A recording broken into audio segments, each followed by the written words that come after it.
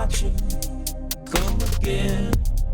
Leave a comment. Alrighty, folks. Don't forget to click this button to subscribe. Welcome on into this Central Committee stream with your host, Mike from PA. We are live once again, and it is Wednesday, November 26, 2025. And I am officially declaring Caleb Hammer to be the worst influencer on the internet.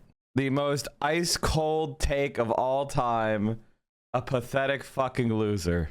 I don't know who that is, but it checks out. I mean, it may be one of the, he's like dumb Gen Z. What's his fucking name? He's like, there's like basically these finance guys who tell you dumb boomer advice and then pretend that it's correct. Dave Ramsey, yeah, they'll be like, listen, you shouldn't buy a house if the mortgage payment is more than 10% of your income. And then it's like, well, then that means no one could buy a house then, ever, right? You should not take that job because you'll have to live in a city with expensive rent. Stay at home with your parents. Like, they're that kind of guy. And he made an argument against public transit today that, I gotta be honest, is the most dickless, and I'm saying dickless intentionally. And the reason why I'm saying that is conservative men are scared. They are fearful. That's what motivates them. That is the proven, objective, scientifically verified, most common emotion felt by conservatives is actually fear. Conservatives are cowardly, which is why they support the policies they support. That's why they support domination. That's why they support conformity. That's why they're constantly in spirals of fear. That's what works on conservative brains. That's why when they're talking about trans people, they're talking about your children are becoming trans and then never having children, and then your line will die out. It's that kind of shit. Republicans plan to challenge vehicle safety mandates such as an automatic emergency braking and alarms that remind drivers a child is in the back seat. Senate committee to challenge auto safety mandates that hurt affordability. I got to tell you, chat, that Chinese cars have all of these features and more, and they cost a lot less. I'll just say greed. I don't want to say American because people go, America is the best country in the world. I didn't get the Discord. Oh, did I not send one? Whoops. Sometimes that's been known to happen. It looks like I failed to send one. Here, hold on. For all the Discord waiters. I know everybody's probably having their Thanksgiving. They're on their Thanksgiving break. How many people are already not at home? And they traveled for Thanksgiving. The anti-China propaganda is flowing like crazy. Oh, they're definitely worried. They're definitely worried. They can see that their propaganda about Israel and China is being exposed as false. Irish American, I don't celebrate Thanksgiving. My general feeling is I actually think that tradition, like Thanksgiving or whatever, is a good thing. I think it's good to have days where you just chill out. Everybody knows we're all chilled out. Everything's shut down. There's kind of a general sense that we should come together and just hang out. I think that's a good thing. I think it's a good thing. And I think capitalists don't like it because it means that, you know, if a capitalist is having a Thanksgiving, they're kind of humanized. And it's like, oh, they're no different than us. Now, for me, that doesn't mean I like them. It just means the edifice of them is obviously a put on. Capitalism killed so many holidays that don't exist anymore. Yeah, it's actually a real, and that's something that we need to push back against. Did you see Vivek wants school to be all year round and end at 4 p.m. with no summer break? Jesus Christ. Here's what I would say. I think that is bad because a lot of schools don't have air conditioning and summer is very hot. And so, like, unless you're also refitting the entire country's schools with air conditioning and updated HVAC, that would be fucking terrible. But I consider myself a propagandist. Propagandist is a loaded term. You know what I mean? Like, I don't think anybody would call themselves a propagandist unless they were being really autistic and pedantic about what the actual, because words have a connotation and a denotation. And the denotation of propaganda just means motivated speech, motivated messaging, which we all do that. Persuasion is propaganda according to the definition. I wouldn't call it that because it has a connotation of being false and misleading, which it can be, but it doesn't have to be. So I would not call myself a propagandist because that would be an optics L. Even though definitionally, you know what I mean? Like, I think Hassan is wrong to call himself a propagandist. If you look at the word, a person who promotes or publicizes a particular organization or cause, there's nothing wrong with that, right? But do you see how it says derogatory? Wee woo, wee woo, wee woo. A person who spreads ideas, facts, or allegations deliberately to further a cause or to damage an opposing cause. You know, like that definition, I mean, everybody does this. Like everybody, unless nobody has no motivations. I think if you call yourself this, people think you're lying. You can lie, but that's not technically what it means. Did you see China is burning after Hassan left? Yeah, I saw that in Hong Kong. There was a bad fire. People engage in recreational arguing with their friends, family, loved ones over the dumbest apolitical shit. Yes, of course. My family is definitely a debatey family for sure. I try not to lie to you guys. That's my main, like for me personally, I try not to tell any lies because I feel like lying is just mortgaging your entire future for no gain. I think it's a terrible practice in general.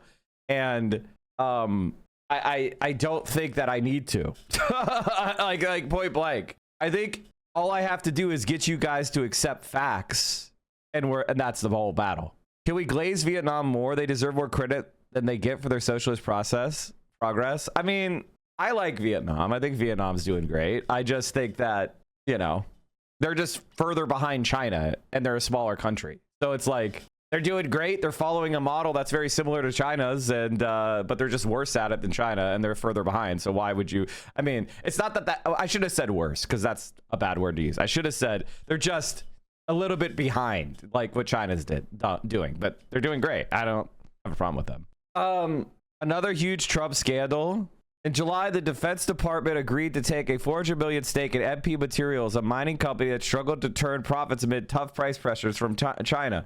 A month later, the Commerce Department became the largest shareholder of Intel, the beleaguered U.S. chip giant. Public filing from the Office of Government Ethics shows that shortly after that agreement was made, President Trump personally purchased between $1 and $5 million of Intel's corporate debt. He's buying bonds. Of course he's buying bonds. Oh my God, he's such a fucking rat. I mean, he's such a fucking... I'm taking some time to process and think, because it's basically Donald Trump is saying that he doesn't believe that the stock market is going to outperform 6%, and he's buying Intel because they're basically guaranteed by the government. So this is like a very hard bet against the American economy. It's an incredibly low risk bet as well. He's such a fucking... And he's right. I mean, stock market is overvalued. Like, I get why you would buy bonds. Like, the economy is probably going to crash. Interest rates are going to go to zero. So we should buy Intel bonds. I can't give you financial advice, guys. He's one of the only people that can see the unreleased jobs numbers. Yeah. All right, what are we talking about today? Zohran Mamdani went on the Majority Report, and I'm going to debate. I finally get to yell at Zohran. This is going to be awesome. If you watch my stream, you know that I have the ability. It's an incredibly powerful ability. It is. I have the powerful ability of criticizing politicians that I like and support, because I'm not just a fan. I'm my own political agent with my own political takes. So we're going to experience my criticizing Zohran and constructively, without going, he's such a fucking sellout, and doing this like emotional overreaction in order to get clicks. Speaking of being a pathetic worm, I just wanted to show you. I wanted to show you something, because it is one of the most pathetic things I've seen in a minute yet, and it needs to be shown to you guys, because there's really nothing more to be said than just showing you it. Hold on, let me find it. Where is it? Where is it? Where is it?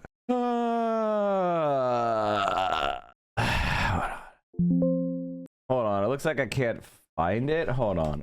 Just give me a second. I'll have to find it. But the point is that there's a lot of incentive on places like Twitter to post the dumbest, most extreme take in order to cause engagement. And it's something I want to talk about because Kyle Kulinski recently posted a racist post using Nazi caricatures to make fun of the fact that most of them, and there was a truth to what he was saying, but he said it in a racist way, which was fucking dumb as shit. I don't know what the fuck's wrong. He's like, what are you, a fucking boomer? You don't know what racist caricatures are?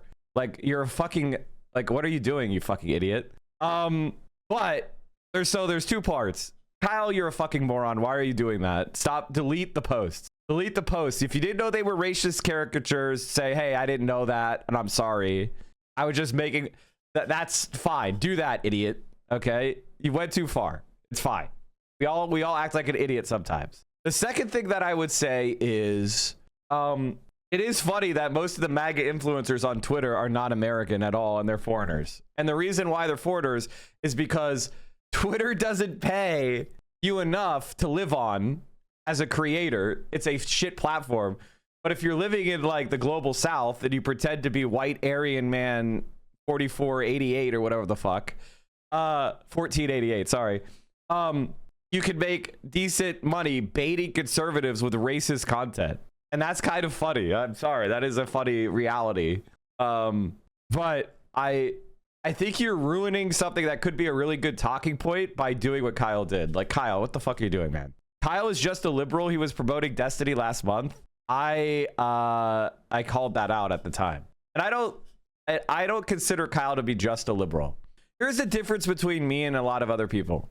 I try to evaluate people where they're at and what their intent is. And I try to help them get better. When I correct people, the only time that I'm doing it to cancel them is when I actually believe they intend to be racist or they're some sort of sex pest criminal or they're intending to do harm politically. I'm not a believer in an inquisitorial mentality. No, he definitely has promoted Destiny. He definitely has promoted Destiny. I've called him out for it before. I think it's actually, I think to promote Destiny is fucking depraved. I think that like that guy is literally a fucking stalker, a pedophile, sex pest, racist, like criminal, scams his audience, harasses people. Like the guy's fucking unhinged. He stalks Hassan and me. Like he sends his fan base to like spam bots against the left, including AOC and being anti-Mamdani and all sorts of shit. So like supporting Destiny is insane. Like that's actually batshit. And he's a fascist Israel supporter. I'm pretty sure I'm older than Kyle. Like there's no excuse. Yeah, I'm much older than Kyle. Like I'm older than Kyle. He's younger than my little sister. Like get out of here. Like he's old enough to know this shit. He's like 2 years older than Destiny. Like he's old enough to know this shit. Like he's young enough. Like come on. The signal of this channel, dooming and glooming, was the buy signal. That what people don't talk about, markets talk about crashing. It's usually an indication it's the time to buy. I mean, what you're really just doing, and it's not surprising, is you're just buying on down days and selling on up days. That's a good, but that is a very good practice in general. But Nvidia is down 8% in the last 5 days. So unless you're trying to claim that you perfectly timed November 25th to buy, like, come on. Then you're just lying and being an internet. I'm a perfect market timer. And there is without a doubt. And by the way, I want you to understand something, chat. The reason why I don't believe in these companies is because they just don't produce profits. Now, maybe the markets just don't care anymore about that. Like Tesla has a 278 PE ratio. That means that the company's earnings to price ratio is 280 years of earnings for like come on, for the price of the stock. You think like that's fucking nuts. Tesla just had one of the biggest the biggest flops in a car model of all time in the Cybertruck. Yes, let's ignore the indexes less than 2% away from the all-time high. Yes, that's why it's a bad time to buy. It's a bad time to buy when PE ratios are fucking insane. The economy doesn't have a coherent path to further growth. That's not just meaningless speculative pumping, which may happen. That may happen. If we're going to use fundamental analysis, is like PE ratio of stocks All-time high. The only time it was worse was right during the middle of the recession crash because earnings were crashing. This was a trailing indicator. Oh, this is an old one. This is the old one. Well, the one thing I would say about the American stock market is that the American stock market is the market that is denominated in the world reserve currency, which gives it tremendous advantages over other stock markets. So that gives the American government the ability to print more money than any other government and inflate these asset prices, which is what they're incentivized to do. Did you see Pelosi sold Nvidia right before the sell-off and bought bonds? I mean, they're having a generally solid day. The VIX has taken a dive in the last week. It was pumping a bit, but now it's coming off of those dips. Market panic is declining. Volatility is down. I usually think that when VIX is more of a trailing indicator, right? Like when it spikes high, that's a sign that the amount of volatility is unsustainable. Pelosi's one of those, this is why congresspersons are insider traders type beat. Well, she's just, I mean, they have inside information and they have relationships as well. And because they can't get investigated for their trades, they trade off insider information, so they outperform. Oh, really? Inventory is up, but discounts are down. Well, that doesn't surprise me because we just had the electric vehicle tax credit expired back in September. So cars are just going to be more expensive now. All right, let's get going. Someone on the Stock Guys chat shadowed her trades and made a good profit. Yeah, that's somebody's been doing that for a while. I think that's a good idea, actually. Majority Report covered how Marjorie Taylor Greene made 35 times her net worth over her time in Congress. God damn. The thing about shadowing congressional trades is like they have some time to report them. So you can't really get the entire gain that they get because there's like a reporting period and then it comes public. It's not like everybody knows right away what they're doing. There's a coup in Guinea-Bissau. Wow, I can't believe American trained soldiers are now coupping the government. Army officers say they have seized power in Guinea-Bissau. French radio reports. All right. X's new see location function is confirming a lot of suspicions. It shows that there are real Xinjiang accounts, happy people who post normal stuff about food and local happenings. Their locations show that they really are in China, having connected via either mainland China or Hong Kong. In contrast, every single one of the fake Uyghur groups, the ones who talk endlessly about a genocide that's been totally debunked, they are from the West, either US, Canada or Western Europe. The Uyghur Tribunal page is interesting. It does not reveal its location, but exemptions are a perk normally given to government bodies or Western intelligence staff. I mean, we all already knew this to be true, but it's just nice to get it confirmed. I mean, of course. The Uyghur stuff is interesting because in 2002, the United States of America were like, oh man, these Turk terrorist groups are completely aligned with Al-Qaeda China. You're right. These guys are really bad terrorists. We're on the same team. It's very, now they're like fighting these groups. That's doing a genocide. Very, very, very intelligent. I mean, I think the Uyghur stuff is funny because you could tell what a person is legitimately never read a single thing on it. Because if you spend some time on it, you're like, even if you read like the Atlantic Council reports on the Turkic separatists, you're like, they did a massive terrorist attack killing 500 people. Like, it's pretty bad. Let's see here. Where were we? Oh yeah. The best way to treat the right wing. Prison. Bolsonaro out of appeals will start 27-year sentence for coup attempt. The former Brazilian president will begin his sentence at a specially prepared cell at federal police headquarters in Brasilia.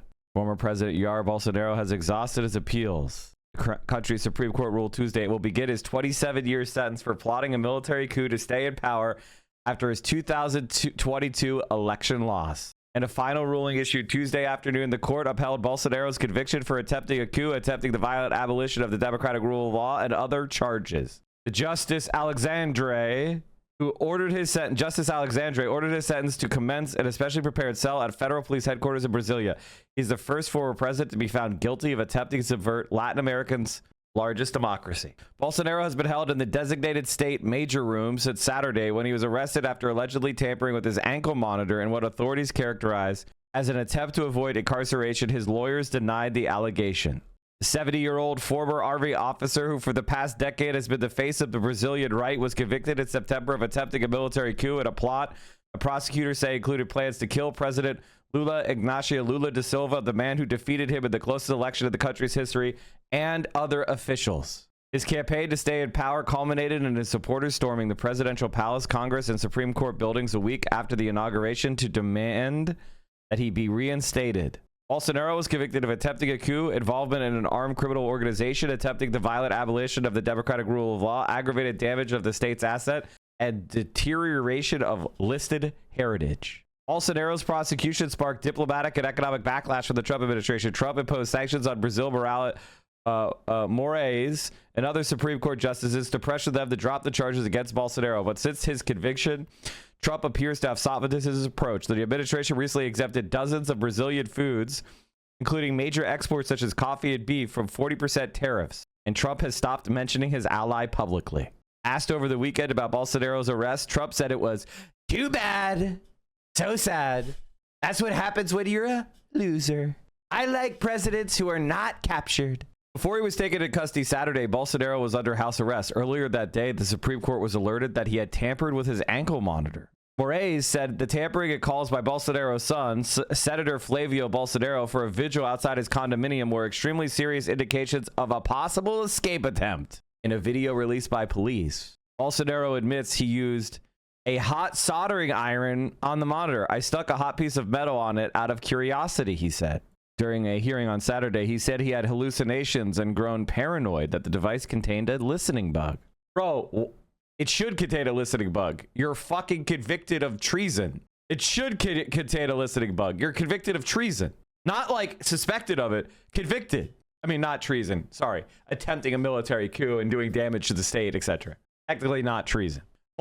Treason is when you support a foreign enemy. Bolsonaro's lawyers asked the court to allow him to serve out his sentence at home to protect his fragile health.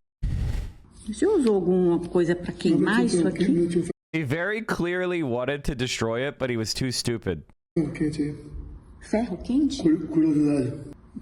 Que ferro foi? Ferro de passar? Não, ferro de solda. Ferro de solda, aquele que tem uma ponta? Sim. Tá certo. O senhor tentou puxar a pulseira também? Não. Não? Não rompi a pulseira, não. Tranquilo. Pulseira aparentemente intacta, mas o case violado. Que horas que o senhor começou a fazer isso, seu Jair? Já final da tarde. Final da tarde? Tá certo. Essa tampa chegou a soltar ou não? Não. Yeah, we did talk about that when it happened. While at ETF, we did talk about how the Uyghur fighters allied with Al Qaeda in Syria were saying they're going for China next. Good luck, man. Good luck. Like terrorists who try to fuck with China it doesn't end well for them. It's unfortunate. Speaking of China, China is now building solar farms that are larger than US cities and UK cities. Oh, okay. One of China's greatest advantages is its size. This solar farm covers an area equivalent to the size of the city of Bristol. Panels stretch as far as the eye can see. Having the ability to transform vast landscapes into green power plants has accelerated the country's output from renewables. For the first time this year, the combined capacity of wind and solar overtook coal, a target met 5 years ahead of schedule.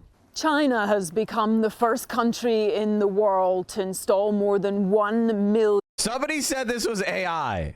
I try to avoid watching AI videos on the stream. I'm sure it's happened once or twice over the years. But what the fuck are you talking about? Megawatts of solar power, and no other country is close to reaching that level of capacity. This is like the British The solar CNN facility chat. we visited was constructed off the ground, so a goji berry plantation. By the way, so this is solar agriculture or agri-solar. So in other words, what you do is some like vegetables and fruits, they can't handle full sun. So what traditionally you put a tarp over them. But now with agri-solar, You put solar panels so it obscures some of the sunlight for most of the day. And so you now have the ability to farm, you know, fruit and vegetables in the shaded areas under the panels. So you're actually reducing the amount of carbon emissions of agriculture because you're no longer, you know, because tarps degrade rather quickly. So this is an advanced agricultural technique, agrovoltaics. Thank you for the correct term. Could be housed beneath the panels, giving the land a dual purpose. It also has the distinction of being built by one of China's biggest coal producers. But the vice president told me not to expect a phasing out of coal anytime soon. I don't think coal or carbon will be... What the fuck is this half zip or quarter zip? Kappa and two hot ladies? Like, what the fuck is this? He's wearing streetwear. He's like, listen, I'm the vice president of the Baofeng group, and let me wear my Kappa quarter zip. Like, this is, the quarter zips have spread to China. It's a real brand. I'm so out of streetwear. Don't even ask. Do you see the shirt I'm wearing? Do I look like I know anything about fashion? Completely phased out. However, we need to reduce the waste of carbon resources and improve its usage efficiency. This is the problem we need to solve. Polluted days like this in Beijing are becoming fewer, but not quite a thing of the past. The country still needs fossil fuels to meet its energy demands. So China remains the world's largest emitter of greenhouse gases. But it now also reigns supreme as the biggest producer of solar panels, electric vehicles, and wind turbines. This is a production base of China's leading wind turbine supplier. The country has shifted its manufacturing might from... Can I just say, like, I've been to a lot of factories in my life, and this is like one of the nicest factories I've ever seen. This is like aerospace level. Of China's leading wind turbine supplier. The country has shifted its manufacturing might from traditional industries to green technologies. It's not just turbine manufacturing that China dominates, it's the component parts too.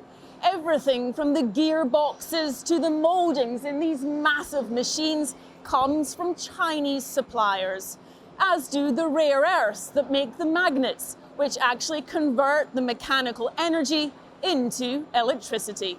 Goldwind has recently secured wind farm projects in oil-rich nations like Saudi Arabia and Oman. International Chairman Wu Kai says a huge expansion has happened in the last few years. Especially like the Southeast Asia, like Yunnan, Philippines, Laos, Thailand, and also actually there's a very eager to introduce the green energy like South Africa, and not only from the green scale the generation side, but also more and more the mining company, they want to improve their the green content. Whether by design or fortune, China appears to have aligned its environmental targets with its economic ambitions. A convergence that could help the whole world breathe a little easier. Debbie Edward, ITV News, Jiangsu Province. Here, Mike, there's a TikTok of a liberal mauling over China's green energy leadership. I want you to understand something, Chad. I think that this is accurate. I usually have a lot of more criticism the Vice President for Westerner. It is true. China has a baseline power of coal. And if you're like, Mike, if China takes green energy, like the climate change seriously, why do they have coal as a baseline? Isn't that prove that they're hypocrites and that green energy is bad and not going to work? And the answer is China has coal. It doesn't have natural gas. That is the reason why they use coal. The United States has natural gas. So because of a fracking. So we use natural gas and they use coal. Now, natural gas, when burned, releases less carbon dioxide. That is the only reason. Now, as far as the future, the United States is not transitioning to green energy. China is. The United States is not building nuclear power plants, and fusion energy investment is low. That's not true in China. China is replacing their coal plants slowly over time. Solar, wind, hydroelectric, and nuclear. They are aiming for zero emissions by 2060, and they're actually doing it. They want to reduce emissions by another 10% per year in the next 5 years, which We need to go faster than that pace. But China often sets goals and then vastly exceeds them. They're 5 years ahead of their previous goal for renewable energy infrastructure. And there are a lot of people in China whose jobs have relied on coal. They are like every other country in the world. There is an industry. There are people that are coal miners. There are coal companies that these people are going to have to be replaced. They're going to have to shift providing coal power to something else. And if you're like, well, why, China should just stop having electricity. Well, that's ridiculous, right? Like, obviously they're not going to do that because their economy is growing, because they've lifted 800 million people out of poverty. Their demand for electricity has gone up, but the way that they're not just building new electricity in order to replace their current electricity. They're building new electricity because people are using electricity for the first time, or having reliable electrical demand for the first time. Do you understand how difficult that is? And they're succeeding. Not only are they vastly increasing the amount of electricity they generate, it's becoming greener and greener over time. That is something that no one else on the entire planet is doing. 0 other countries. And the reason why they rely on coal is because the United States of America has a strategy called blockading the Malacca Strait. It's called the Malacca Dilemma. This is from Georgetown University, foreign, international relations. This is what Americans study, how they can destroy China. And if you don't know what Malacca Strait, the Malacca Strait is a strait where most of the trade from the Middle East passes to China. And a lot of their energy and other resources that are imported by China come through the Malacca Strait. And so the United States of America positions itself to be able to blockade that strait. China's economic security challenges, difficulties overcoming the Malacca Dilemma. And this is why China uses coal, because coal is domestically produced. If they imported natural gas or they imported oil, their climate change emissions would go down tremendously, but they would be extremely vulnerable to being blockaded by the United States Navy. And so to protect their national security and lower the chances of war, they use coal. Now, I don't like it. It sucks. I wish that we weren't so threatening that they felt like they have to use coal in order to protect themselves from being blockaded and have their economy crash. And this is not my opinion, okay? This is from the Georgetown Journal of International Affairs. Chinese strategists face an economic security problem in the Malacca Dilemma, describing the threat of a naval blockade of vital Chinese sea lanes of communication in the Indian Ocean. It is a challenge with few easy solutions for Beijing. Despite growing Chinese power and its efforts to acquire military access and basing, win over partner countries, establish alternate routes, build up its naval capacity, the Malacca Dilemma remains in a hypothetical wartime scenario. However, China may leverage its growing power over time to address these roadblocks by working to stabilize partners, provide security, and build up its naval power projection capabilities. The United States and its partners should prioritize countering Chinese efforts to mitigate this economic security challenge. This is what Americans are taught in school. We need to make sure that to have China as our thrall. We're going to use force to intimidate China. This is why there is a conflict with China, because we are aggressively trying to contain them and threaten them. The Malacca Dilemma is the possibility that the U.S. or Indian navies would blockade or substantially interdict China's Indian Ocean sea lanes of communication beyond the Strait of Malacca and other regional choke points. The 2021 accidental blockage of the Suez Canal illustrates the potential for severe economic consequences of this hypothetical scenario, which presents Beijing with a serious wartime economic security threat. Notice that this isn't China threatening the U.S. This is the United States. And the reason why the Malacca Dilemma exists is because imperialists have been using the Malacca Strait for a long time. This might be a little confusing, chat, but the area in red is the Malacca Strait. It's an ocean. It's not a country. Okay. So the Strait of Malacca, see how that goes? So you pass here and you go into here and then you go to China. If the Strait of Malacca is blockaded, then you have to go through other gaps. You pass through Indonesia, you pass through the Philippines. You'd have to pass by Australia. Do you see how these chains of islands and straits prevent China from getting access to the open ocean in the Middle East and India and Africa? So the United States of America. Now, I don't know if you know this, chat, but the United States is not in this region. I don't know if you noticed, but there's no United States or Europe here. So why is China facing the United States and Europe here? It's right in China's backyard, and the U.S. is aggressively trying to threaten China. Despite mitigation efforts, Beijing has proven unable to effectively establish a dependable network of bases to facilitate power projection and secure its supply lines in the event of military conflict. China's failure emerges largely as a result of unreliable relationships, unstable host countries, and limited near-term naval power in the Indian Ocean. In other words, China doesn't have forward bases, they don't have a huge navy to intimidate people, and they don't have enough puppets that they've installed. The United States has all of those things. U.S. policy should therefore aim to exacerbate these issues to ensure China continues wrestling with the Malacca dilemma. This is what Americans are taught. Do you think that we should be aggressively trying to fight China? Do you think that's sane? Do you think that's a good idea? Why do so many people hate the U.S.? China's efforts to mitigate economic security risks in the Indian Oceans. China's dependence upon sea lines of communication is largely unavoidable. 90% of Chinese trade travels by sea. So do 80% of Chinese oil imports. Trends suggest China may reach 80% dependence upon foreign oil, predominantly from China, similarly on pace to become 62% dependent upon foreign liquefied natural gas imports by the end of the decade.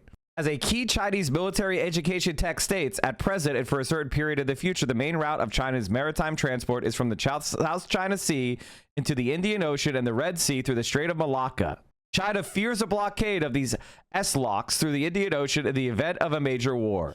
I mean, do you see this? Again, this isn't China menacing the California coast. This isn't China invading Alaska. This isn't China doing Pearl Harbor. This is the United States of America knows that China is dependent upon foreign energy, and they're threatening to starve China.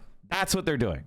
Naturally, China has turned to its growing naval power to offset the threat. In the past decade, the People's Liberation Army Navy expanded its traditional focus from near seas defense to near seas defense, far seas protection. Far seas protection describes plans' responsibility to defend China's S-locks beyond the first island chain. Whereas China previously opted to cheap ride on U.S. protection of Indian Ocean S-locks, Beijing never trusted American intentions and steadily advanced its own naval power projection capacity. This is why China is growing, because they didn't trust America. Trusting America is the absolute worst thing you could do for your country. Just ask Ukraine. Just ask the Kurds. Mitigating the Malacca dilemma and defending overseas Chinese assets are increasingly prominent planned missions. To do so, Beijing has attempted to make use of foreign ports owned by Chinese companies to project naval power in the region. As David Brewster describes, access to civilian ports constitutes places, not bases, referring to port infrastructure and facilities made available to Chinese forces via formal and informal agreements with coast countries. And this is in lieu of large permanent military bases a la China's in Djibouti. The only place they have a base is Djibouti. Now, in other words, what this means is China is not inserting its military into other countries and then interfering in their politics. They're saying, hey, can we peaceably use your port facilities? Notice the difference between China's strategy and America's strategy. Places represent less of a commitment, reduce rivals' threat perceptions, and emphasize military operations other than war, such as anti-piracy and gray zone instead of wartime utility. Beijing employs the Belt and Road Initiatives, loans, development aid, and other economic and diplomatic tools to incentivize or coerce partner countries' participation. There's no evidence of coercion, by the way. They just put or. TBD. Similarly, China has pursued alternate supply routes around Malacca. This has included tens of billions of dollars in overland infrastructure projects connecting inland Chinese cities to ports in Pakistan and Myanmar. Beijing also looking to expand energy imports from Russia, domestic green technologies and infrastructure access, and diplomatic ties to Central Asia, Saudi Arabia, and Iran. China faces serious problems mitigating the Malacca dilemma. During peacetime, Beijing can safely project power throughout the region. However, its lack of reciprocal military alliances, stable, reliable partners, and naval forces capable of contesting Indian Ocean sea control during wartime conditions mean that the dilemma remains problematic. Beijing's relationships are less reliable than those of the United States. Washington's alliances have recently manifested an extended force posture in Japan's southern islands, rotations in Australia, the AUKUS Defense Pact, and strategic access to the Philippines. Okay, let's go through all these reliable American allies.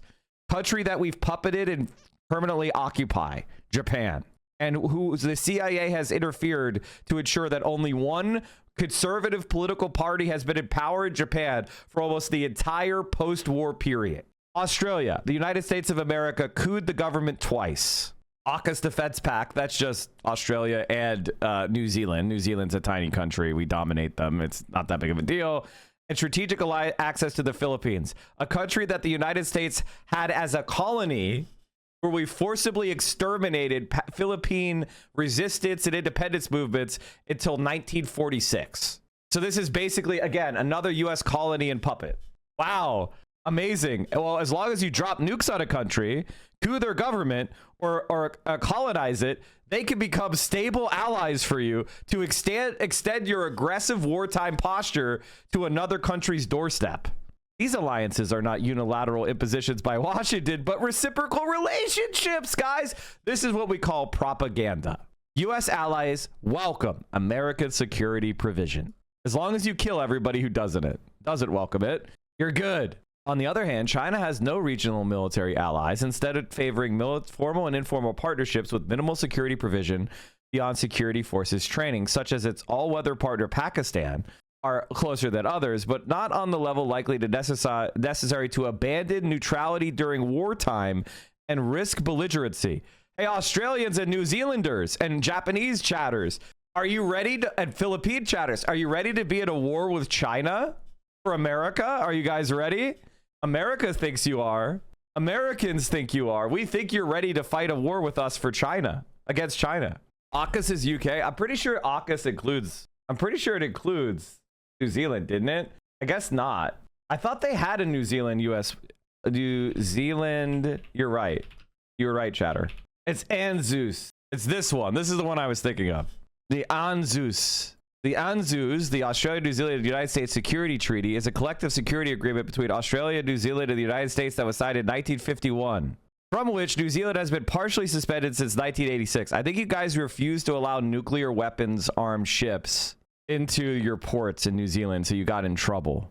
Yeah, see? New Zealand bans nuclear material. So maybe this doesn't work. Oh, New Zealand sent transport aircraft, maritime patrol aircraft, and frigates to the Persian Gulf to support the war in Afghanistan. But you did send engineered troops to Iraq.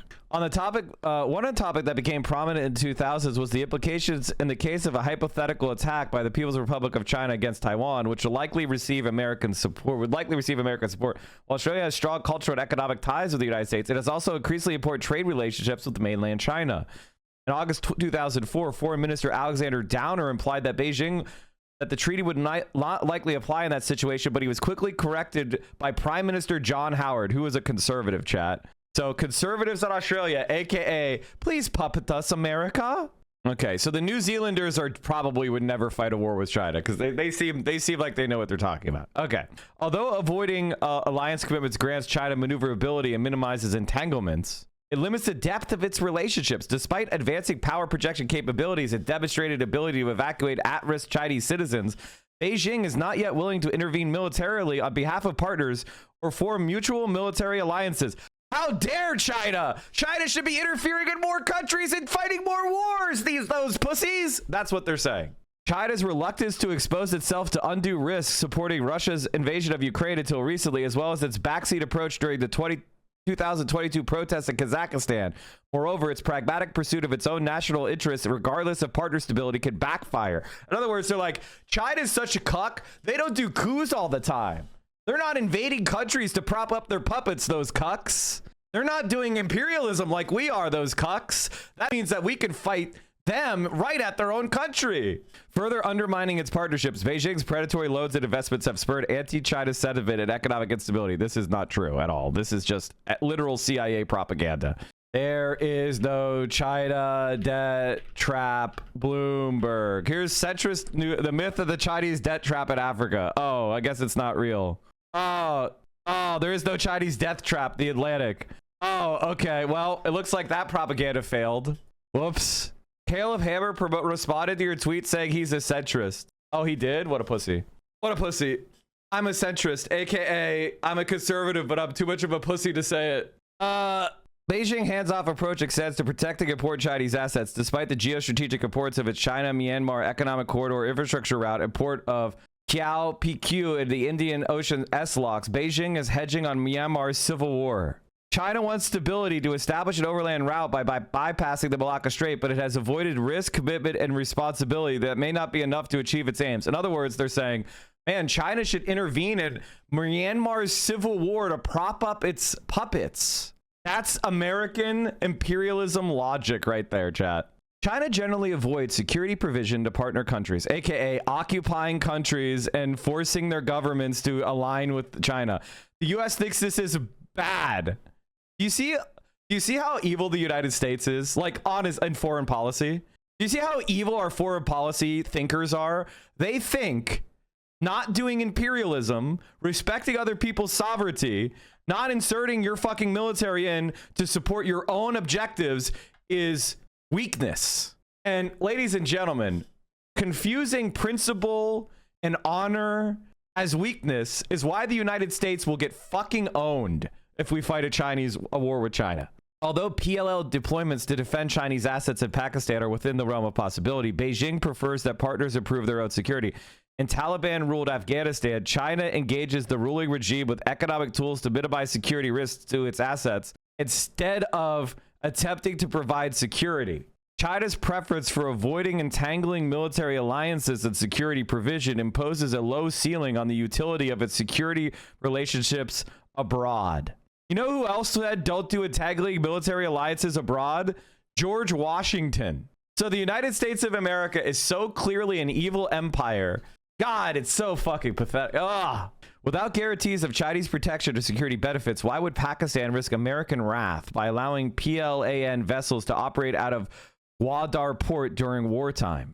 China's Indo-Pacific overland infrastructure routes and its host countries are often unstable, casting doubt on the project's viability. China's $65 billion investment in China-Pakistan economic corridor has been hampered by issues stemming from Islamabad's instability, including political upheaval, economic crisis driven by debt, much of it from Beijing, and terrorism, aka these are all, in case you're wondering, Americans. Americans did this. The CIA did this because Prime Minister Khan was skeptical of American power. So the United States sponsored a military coup by the Pakistan military, and they now have a military regime destroying Pakistan's democracy. This is, in case you don't know, this is what happened. Why Imran Khan's coup theory is so popular in Pakistan. An irate outgoing prime minister accuses the U.S. of orchestrating his demise in government because he refused to play ball. In June 2021, Shah Mahmood Qureshi, Pakistan foreign minister, promised Pakistan Senate that under Prime Minister Imran Khan, there will be no American military base on Pakistani soil. Such a promise was politically popular in Pakistan, a country that faced a significant escalation in terrorism over the course of the U.S. war in Afghanistan. Less than a year later, Imran Khan was no longer prime minister. With only 2 votes to spare, Khan was removed from office through a no-confidence vote in April. Given some of this context, it's easy to understand why Khan's party saw political value in labeling this a silent U.S. coup, and why a large segment of Pakistan's population believes to be true. But at this time, as Stephen Kinzer, who has written extensively on CIA and U.S. coups, put it to me, there is no smoking gun. Oh, guys, there's no smoking gun, so they didn't do it. They do it constantly, but there's no smoking gun, so you can't draw any inferences right now. But there's lots of smoke. And that's enough for Khan supporters to conjure the illusion of a coup. I don't know if it's a coup, the illusion. They're just inferring the coup. And as the New York Times said, Khan oversaw a new era of Pakistan's foreign policy that distanced the country from the United States. Seeking more independence from the West, Khan disengaged from the so-called war on terrorism. Although the U.S. launched hundreds of drone strikes at operations from Pakistan during the war in Afghanistan, Khan swore that he absolutely not allowed the CIA or U.S. Special Forces to use Pakistan as a base ever again. There is no way we are going to allow any bases, any sort of action from Pakistani territory to Afghanistan. Absolutely not, he said. The Times reports that Khan has lost support of the country's powerful military. The military eased its grip on the opposition parties, which politically emboldened these parties to pursue the no confidence vote. And then, okay, so this was written back in 2022. Why is this? What the fuck is going on? Man, searching is becoming even more. It gets harder to find this shit. Pakistan's army chief consolidates power, advancing a cycle of military rule. This was yesterday in the Christian Science Monitor, which is a good publication. When Field Marshal Asim Munir takes his new position as Pakistan's first ever chief of defense forces Thursday, he will cement his status as the most powerful man in the country. The new job was created after Parliament passed a constitutional amendment this month that puts Field Marshal Manur also in control of Pakistan's Navy and Air Force and grants him lifelong immunity from prosecution. Under Field Marshal Manur's leadership, the army has manipulated elections and unleashed a brutal crackdown on Pakistan's most popular political party, the Pakistan Tehreek-e-Insaf, PTI, whose leader, former Prime Minister Imran Khan, is languishing in jail. The army and its backers, euphemistically known as the establishment, got a popularity boost following the conflict with India earlier this year. Now this amendment inches Pakistan closer toward direct military rule. Mike's pronunciations rip. Yeah, I'm sorry, I can't pronounce it. But yeah, I'm doing a very long geopolitics discussion chat and this all started with the discussion of China's green energy investments. But why do they use coal? Do you understand how much knowledge you need to understand why this isn't like, oh, China's just using coal because they hate the environment? It's because the United States of America is aggressively doing regime change all around the world and posing itself on all sorts of countries to try to contain and blockade China. And now you understand the source of conflict between the United States and China is the United States' aggressive attempts to contain and invade countries surrounding China. China's quest for civilian ports and basing similarly suffers from unreliable partners. The plan lacks the ability to contest sea lanes in the Indian Ocean during a wartime scenario in the near term. The Chinese Navy operates at extended distances in the Indian Ocean, where India has mass and home field advantage, and the U.S. Navy can bring to bear greater and more numerous naval and air capabilities beyond the first island chain. During wartime, the plan may have difficulty slipping its submarines undetected past the Malacca Strait, and it currently lacks the infrastructure and basing to permanently station substantial surface and subsurface assets in the Indian Ocean. Beijing's Djibouti base is likely too remote to be adequately defended in wartime because it's a anti-piracy base. Well, a second secret facility is reportedly well underway in Cambodia. It will not substantially add to Chinese power projecting capabilities outside the South China Sea. In other words, China is only defending its immediate backyard. Can China ever overcome the Malacca dilemma? Xi Jinping's global security initiative suggests that China's holistic view of national security could generate more activist foreign policy if it perceives a threat to the Communist Party's regime security. China already trains foreign internal military security forces that it consider military involvement in places like Pakistan. A greater Chinese willingness to stabilize and support aligned regimes, along with more openness to mutual military commitments, could lead to reliable basing and access to the future. Importantly, Chinese shipbuilding outpaces that of the United States, which could also alter the Indian Ocean strategic environment in China's favor over the medium to long terms. Trends suggest it could be capable of fighting a limited war in a partner country within the next 10 to 15 years. Should China achieve its goal of becoming a world-class force by mid-century, it stands to reason the plan could be more capable of contesting sea control beyond the first island chain. Keeping the Chinese economy insecure via the Malacca dilemma could enhance deterrence against Beijing as the threat of the war over Taiwan grows. So the United States should prioritize preventing China from acquiring access to reliable partners in the Indo-Pacific. Policy options include providing greater investments in China's Indo-Pacific partners, avoiding alienating potential partners, countering China's ties to countries like the Maldives, Sri Lanka, and Pakistan, and supporting transparency and anti-corruption initiatives. Additionally, the United States should coordinate with allies and partners in the region to maintain and expand its own access while building up its naval capabilities to remain ahead of China. And now you know why we don't have high-speed rail. Now you know why you don't have free healthcare. Now you know why you don't have free college. Like this, ladies and gentlemen, is why we sit in a situation of conflict. Because the United States procures that conflict as a way of trying to intimidate and contain China. And so and when they're referring to Xi Jinping's holistic sense of national security, this is what it's talking about. They're building green energy because they don't want to be trapped in a situation where they're forced to go to war over oil. They don't want to be forced to go to war over energy. They want to have self-sufficiency to protect themselves from American imperialism.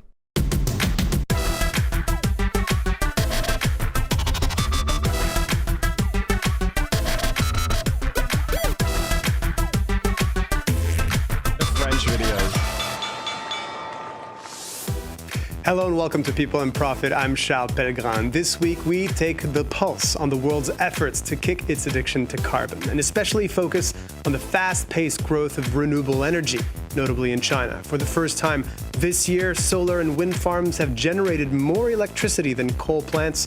with solar energy filling most of that demand. In parallel, coal generation fell slightly over the same period. Well, those are some of the key findings by climate think tank Ember in its latest report. And their senior electricity analyst, Małgorzata Wiatros-Motyka, also the author of that report, joins us now. Thank you for being with us.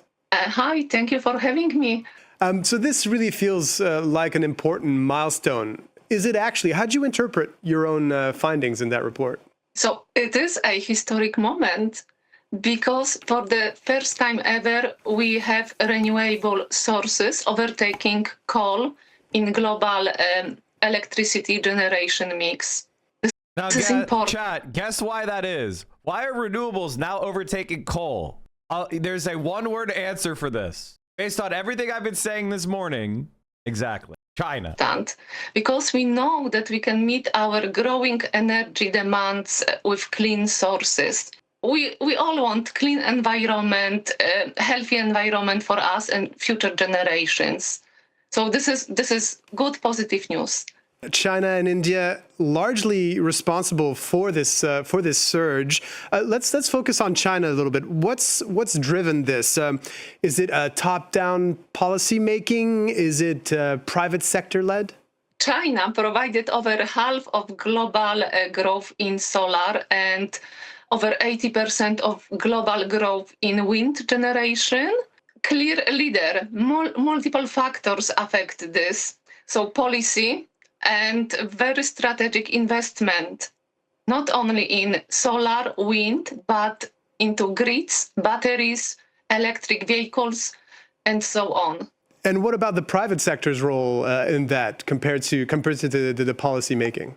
I'm not sure how to answer this, but I think that because of the right policy, private sector invests. And not only in China, but also abroad.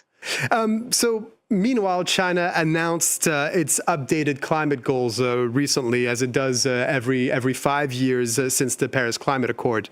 For the first time, it's set a target for emissions reductions as opposed to when its emissions will peak. That target is somewhere between 7 and 10% reductions by 2035. This has largely underwhelmed, even if China actually has a habit of setting low expectations and then later surpassing them. What's your assessment of these updated commitments? China meets their targets well ahead of time for most of things. We see that coal, the largest source there for electricity, is already beginning to plateau. So we expect emissions fall. How quickly, we don't know. But if they keep pace they currently have, they will meet their target and exceed it. And can you give us a sense just of how important China is from a global perspective? So China is hugely important. It is accounting for about 1/3 of global demand for electricity. It is the major importer of clean technology, such as solar panels, and it is investing in other countries, not only facilitating for them having more solar or wind, but also investing in other countries. So it is very important economy. Despite these great advances, China remains the world's biggest producer of coal power. And for local communities in the country's coal mining regions, the changes are also set to impact their way of life. Our correspondent in China, Yan Kamenzin Brumbi, sent us this report. In Datong's rural villages, one thing reigns above all: coal. In the shadows of looming factories, generations of families have dedicated their lives to the black rock. Among them, Wang Hongzhi. A link to the Malacca article. I mean, it's just standard foreign policy studies, but here it is. My job was to get the coal from the mine and bring it down the mountain. Once it was brought to the platform, it was loaded onto trains and sent all across the country. Datong's surrounding province of Shanxi alone produces more coal than India, the world's second largest coal producer. But China is also increasingly taking on a new role as a pioneer of green energy technology. a stark change for communities that have, until recently, relied on fossil fuel for their livelihoods. Known as China's coal capital, residents of Datong have long been used to hearing thuds of heavy machinery across these hills. But as China's green energy transition gets underway, those thuds are set to subside. Hold on, chat. I'm switching earbuds. Hold on. I don't know why it's taking so long. I don't know why it's taking so long. Hold. Windows does not play nice with earbuds. They really don't. Like this start to cover more and more of the landscape. China already builds more wind and solar power than the rest of the world combined. Now, Beijing has pledged a further six-fold increase in its wind and solar production by 2035. But Beijing's leadership has also spoken about the need for a fair transition. It's something that climate change activist Bai Zhuan, a Shanxi local, is particularly aware of. So, do you hear this, chat? This is China doing a Green New Deal. They recognize, oh, we have millions of people who rely on coal. And these miners and all these workers are going to be thrown out into unemployment. And their lives will be ruined. But we need to get off coal to save the planet. So the only way to do this is to have a just transition where we take care of these people and we focus on making sure that no one is left behind by our transition to renewable energy. Regarding the process of just transition, it must be people-centered and it must coordinate the relationships. Windows also does it sync audio and video so I can see your mouth move before the audio sometimes? That should definitely not be happening. Between the environment, economy, and people's employment. It doesn't appear to be happening in my, when I look at it, everything looks good. That might have happened a few times ago. Like there was an update to OBS that broke shit. They need to be prepared early, provided with some skills training and knowledge, so they can better adapt to the development of these new industries. UN estimates indicate that by 2030, up to 1.7 million coal-dependent jobs could be lost across Shanxi province. As China shifts closer to a green future, locals here hope Beijing can ensure communities like these aren't left behind. So, Malgorzata, there's a huge challenge that's outlined in this report, which is successfully preserving the livelihoods of the people who depend on coal. So what can be done here? How is it just a matter of training, of financial support? So obviously these people need to learn new skills to have jobs in different sectors. With boom in clean electricity, I believe that there will be some other jobs created. China is smart in their strategy. I'm sure that they will have a plan how to transition these communities that rely heavily on coal. How should we see the continued use of coal in China as a source of electricity? Is it a backup option to avert power outages? Is it still considered to be a crucial part of the grid? So in recent years, what we see is coal moving more to the backup role. So as they are adding more clean sources like solar, wind, they use coal less. So yes, they have new coal power plants, but they are smaller and they serve more like a backup source than main source of the electricity. So how is that the only reason to explain why new coal power plants are still being built to this day? I think this is the main reason. If I can say, we often point finger at China saying that they have a lot of coal, but we all benefit. We have the solar panels they export to us and other clean technologies, and we use other things produced in China. So whatever emission China produces is a little bit of ours too. And China is investing in batteries, so hugely investing. So I believe that we will see less and less coal generation. Mm-hmm. And we see beginning of plateau already in electricity mix. Very interesting. You mentioned the huge investments in batteries, for instance. One of the big other challenges that China is facing is being able to transport the clean energy produced in the western part of the country that's sparsely populated all the way to the eastern part of the country where most of the population is located. How have they managed to do this? I don't have specific, information on this, but there will be variation between regions in each country, including in China. However, China is investing heavily also in grid connections. That's the only country with increasing investment in grid connections. These are electric cables that connect different power plants or, between different regions or cities. So simple power cables, which you see overhead or sometimes underground. And you say that China is the only country or the leading country that invests in this? Well, so they are increasing their investment in grids, so in connectors. Other countries stagnate their investment. Is that the trend in general, that China is making progress while other countries, the US and Europe, are lagging behind? We see progress everywhere. We know that over half of global economies now are past fossil fuel peak. We know that fossil fuels are declining in OECD for over a decade now. So we see progress everywhere, but the biggest progress, also because of the scale of China economy, is in China.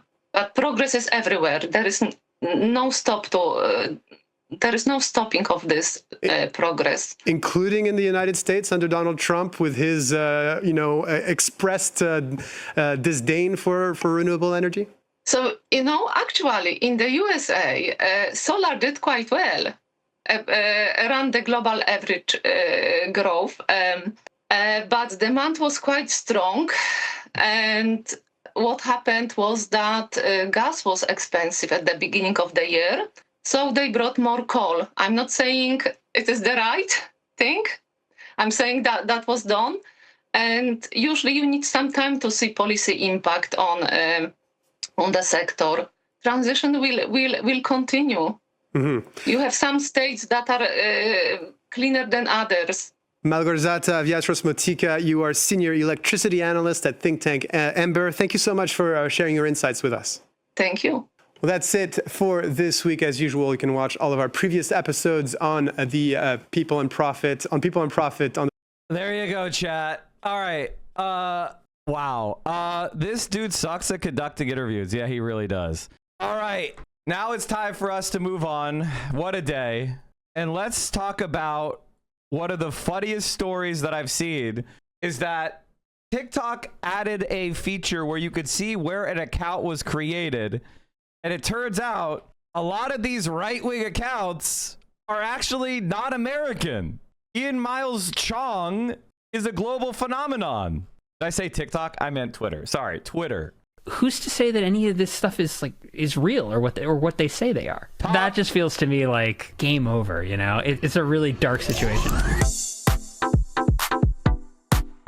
Over the past 72 hours, Twitter has descended into complete and utter chaos. Elon Musk rolled out a feature called About This Account that allowed people to click on the profile of any X user and see exactly what country that account was created in, where the user was currently based, and how many times the username had been changed. Nikita Beer, X's head of product, said that the feature was, quote, an important first step to securing the integrity of the global town square. 4 hours later, he posted another update. Quote, I need a drink. Dozens of major accounts masquerading as America First or MAGA were identified as originating in places like India, Pakistan, Russia, and Nigeria. Engagement farming to earn money through X's Creator Revenue Program, which is available to those who purchase a blue check. Charlie Warzel is a longtime technology writer at The Atlantic who's been covering this rollout. Today, he joined me to discuss whether the About This Account feature is truly 9/11 for MAGA accounts, how our internet is being warped by inauthentic activity, whether this truly signifies the end of the era of the social web, and what comes next. Charlie, welcome to Power User. Thank you for having me. You were one of the first people I thought of when I was sort of like thinking about all of this chaos, and you wrote such a great piece titled Elon Musk's Worthless Poisoned Hall of Mirrors. And I feel like it was just such a good way to describe what was going on Twitter. To start off, I just want to ask, maybe you know better than I, why would X do something like this? Why would they reveal that basically half the website is just like scammers and spammers?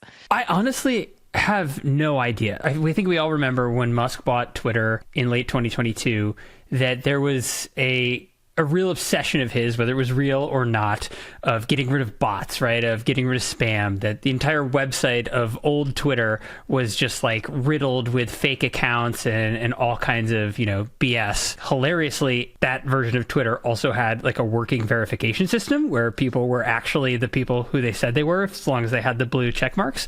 He got rid of that, of course, instituted a pay-for-play system, which sort of set the groundwork for this like information hellscape that we're all currently watching unfold. So maybe there was a little of this where he was like incredibly naive about the website and he actually wanted to create, some kind of transparency. Maybe he had no real idea. We don't really know how much he's paying attention to the nuts and bolts of Twitter. The person who was like handling this rollout was Twitter's head of product, Nikita Bier. And Elon was actually like very quiet about this. I think he reposted something from the satirical Babylon Bee about like, oh, wow, like who knew there were fake accounts on the internet? But I really can't answer that question for you. It's just a very classic example of how X operates, right? Which is like they made a big deal that they were going to do this. They're like, this is the first step in the transparency process, rolled it out, and then immediately there was this chaos. And then there was this admission from the head of product at X that people were being falsely labeled, right? There were some people who were being labeled as being out of the country when they are actually American citizens. And so you have this like actual nightmare, right? Where nobody knows anything, nothing is true, and everything is possible. Well, I kind of want to like give people that weren't on Twitter this past weekend a little bit of a recap, because I feel like a lot of people have seen what's going on and we can all understand sort of the context. But what were some of the more egregious examples that you've seen? I saw the one that's most viral, which is the people claiming that the DHS was based in Israel. Nikita Bier came out and said, guys, that was not real. But what were some other sort of, I guess, notable accounts that you saw that were revealed to be fakes? I mean, these aren't accounts that like you or I, that or we normal regularly people, engage with. Like, we're not like, we're like hanging out with these guys. A lot of them are like big MAGA fan accounts, right? Like there was a really big Ivanka Trump fan account that was supposedly based in the United States that wasn't. There's a Barron Trump one with I think like 500,000 followers. Again, a Barron Trump fan account is like sort of hard for me to wrap my head around. Anyway, some of the ones that like I highlighted in our piece were there was this account MAGA Nation X, which had 400,000 followers at the time I wrote it, and was a quote patriot voice for we the people. That was based in Eastern Europe, according to the tool. There was an account called MAGA Nadine, who claimed to be living and posting in the United States, but according to the tool, was posting in Morocco. My favorite, and sort of it was a small account, but it felt like it was symbolic of all of this, was the handle @American, which was based in Pakistan, according to the feature. Of course. It's kind of crazy how many of, these people were based in Southeast Asia, Eastern Europe, and Africa.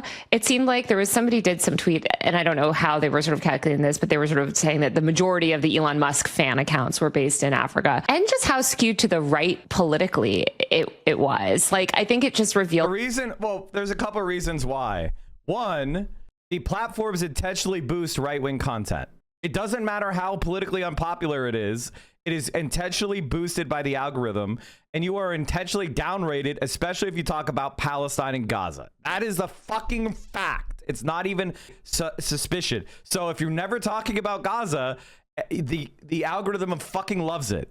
So much about the ideology that Musk was promoting, because I didn't see any blue MAGA accounts revealed. I think I saw maybe one, but I feel like overwhelmingly we were talking about like right-wing grifts. Yeah, I saw a couple of accounts that it was more like purporting to be journalists of different kinds that were unveiled. But I think that's not surprising. I mean, I was talking about this with someone earlier, and they were like, well, it's got to be both like a left and right phenomenon. And it probably to some degree is like, I think like for us to be honest, it's like extremely difficult to wrap our heads around this. Like, you're kind of only able to see what it is you can see. So like, unless I started going through every account that I saw and clicking, like, it's tough to know. The main prominent examples though tended to be these really big hyperpartisan, like prolifically posting far right or MAGA accounts. And that makes a lot of sense, I think, just when you think about what X is, right? Since Musk bought it, he's used it as this political weapon. Like, as recently as last week, he was talking about greasing the...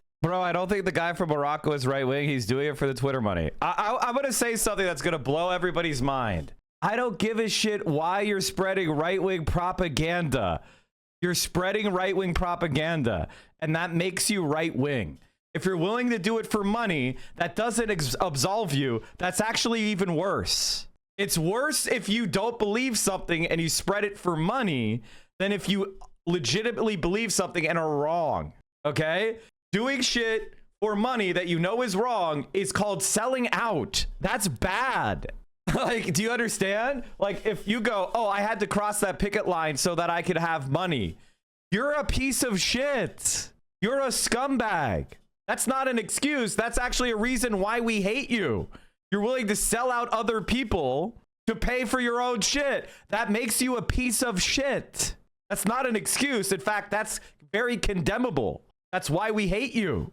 Like the algorithmic skids to favor right-wing talking points. Someone said last week to him, why are all these, Democratic politicians entering my feeds with their posts? And he was like, we're working on it. We're trying to fix the algorithm. So it's like, it's clear he's trying to promote a certain thing. So of course there's going to be more and more prominent and more viral right-wing accounts than there are going to be left-wing accounts. Yeah, when I saw this happening, it reminded me a little bit of the 2017 Macedonian teenager thing on Facebook. And I'm wondering, do you think that this is just sort of a phase that all social networks need to go through? Obviously, Elon Musk exacerbated it, but it seems like every social network has had a phase where they've dealt with just being absolutely overrun by scammers who are manipulating these algorithmic feeds. I was looking today in the response to the piece that I wrote, and someone was like, I feel like I'm being gaslit here, right? Like, this is just a thing that has happened forever. Like, we've known that trolls are everywhere, right? Or these fake accounts and sock puppets. And I think that we have to acknowledge that's